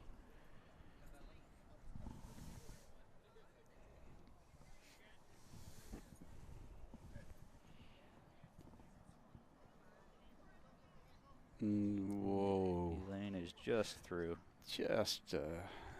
That's a pretty good receiving bowl, though, with her next. If she can grab the jack on her way through, then Manitoba will have a little bit of a pocket back there. But your bowler that you're competing against right now is Priscilla Westlake, and she dropped her measure, and so I'm not sure if that's going to impact her bowl here. She's not bad. That's pretty close for what Josephine was looking for. Yeah, well, I think Elaine's she's got to make this shot, really. She can't go close anymore if you want to be in this thing. Here's a nice ball coming up. You can see it on the screen better than I can. I think she's right on the money. Just missed it, but very close. Is she? Did she do a cut down, or is she? Yeah, for sure. That cut it down to just 1 now. And thank you, Mason, for zooming in on that. It is still for sure 1 to BC, but I believe that Elaine's last ball is second shot, and that also makes it a little bit easier now for Manitoba, actually, because that target's going to look a whole lot juicier for Sandra. Sorry, not Sandra, Betty, when she gets to the mat.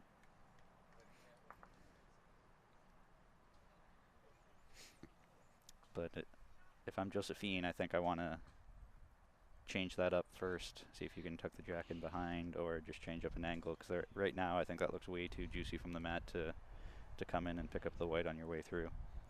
Did you give some stats on Josephine, what her accomplishments? No, I didn't see a player profile for her, but I know she's got quite a few. I think her and Heren have won like 5 mixed pairs championships in the past 10 years or something like that, and she's an incredible bowler, so I'm sure her list of accomplishments could go on and on. Oh, believe it or not, I think it's about 20 degrees warmer all of a sudden. the sun just hit the broadcast booth that we have here. You know, it's been kind of interesting this game as Josephine throws another blocker. How many guards Josephine has thrown, which is encouraging to say that her team has put her in a position where her bowls don't necessarily need to be doing a whole lot, but I find that to be a very interesting tactic, to be throwing so many guards. I know that having talked to Elaine, she absolutely hates it when bowlers throw guards, so this might be a psychological move to get inside her head, but I'm a huge fan of rather having back bowls and anticipating where it's going to go than throwing a guard, but it's just sort of caught me by surprise how many guards Josephine has thrown this game. I'd say that's the most common shot she's played. Well, you've got to get around this ball. She did. No, she went a bit skinny. Yeah, she's on the inside of it. Yeah, yeah. And that could be the up front ball effect. I wouldn't have thought so, but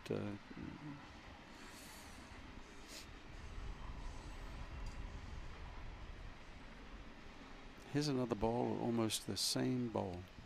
Just a little bit shorter. Yep. A little bit shorter, but still I think it cut too much. I think he wanted it on the other side. Yes, yes. You not one to cry about, but it's just a tad more would have been perfect. Here comes some weight.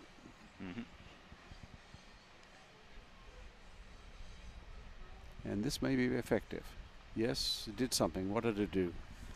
Ooh.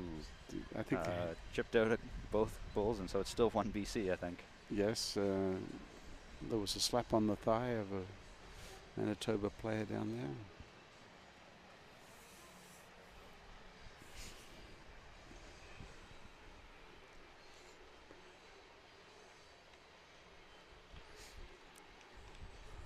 So it's an 8-point game as we come into the last end here. Manitoba's looking for a perfect.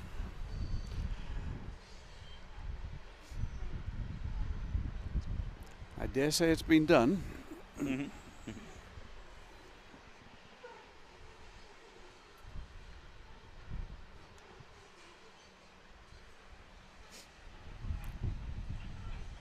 Not to put you on the spot, Jake, but you collected a few perfect ends in your day?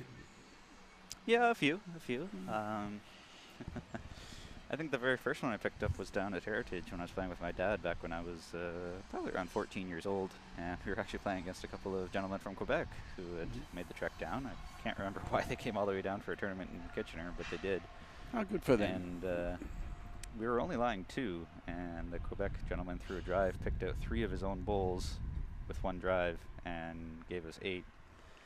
Which I didn't see coming. I can't imagine how he picked out 3 of his own bowls, but he did. And that was actually the very first time that I met Caitlin Ryan, Bonnie Ryan, and Terry Ryan, because Caitlin and Terry were playing on the rink next door, and Bonnie happened to look over and just said to her family, this little kid next door just picked up a perfect end. And, that was the first time I met them. Mm.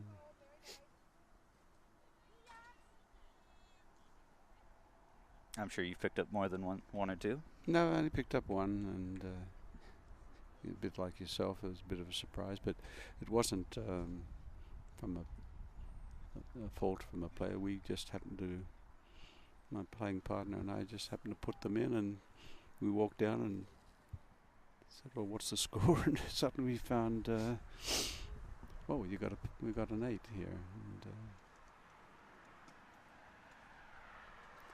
it was more surprise.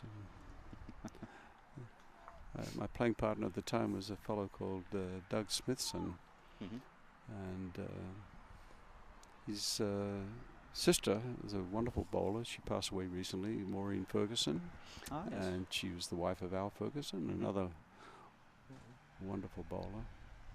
Al may be one of the better draw bowlers I've played against and seen on the other rink. I've never played with him, but I've played against him, and he's impeccable weight. That's the only way to describe it. It's,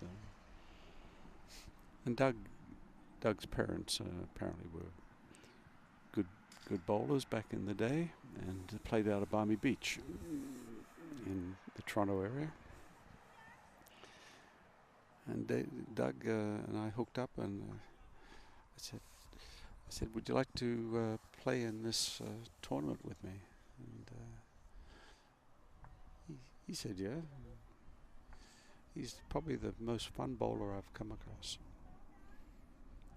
Just have we've played a number of tournaments together and just have a lot of fun, win or lose, and we've won a few. But it's so enjoyable when you're playing a Saturday afternoon tournament somewhere, and your playing partner is telling you what the hell will that bowl all about? Yeah. So you do better. So we do have a lot of fun. Have you come across Al Ferguson? Oh, yes. Yeah.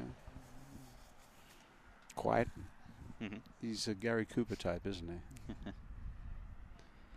So while this last end has been progressing, Sandra just started it off for Manitoba as the lead with 2 absolute bangers. She really wanted to finish strong. Holy smokes, it was the 2 beautiful Manitoba bulls right on the jack. Definitely set her team up with a chance for the 8 ball, but that's going to be really tricky to do now with Betty's 1 blue ball is just way up front. So that's going to be tricky to get the 8 now. Yeah. Well, wouldn't it be something if they could get a big score here? Well, prior to that short blue ball, Betty's first one was actually very close. And well, Elaine's trying to bring it in. That's right. That's right. Good for her. And the thing is, even if you can't get the perfect score, you still want to try to get as many points as you can to help with the differential. So. Yeah. Well, you were talking yesterday. You got a tip from Maria Rigby.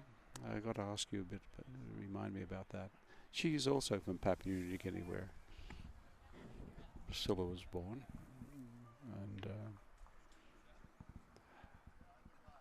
I've got a big heart for those people. They're trying to get that blue one down.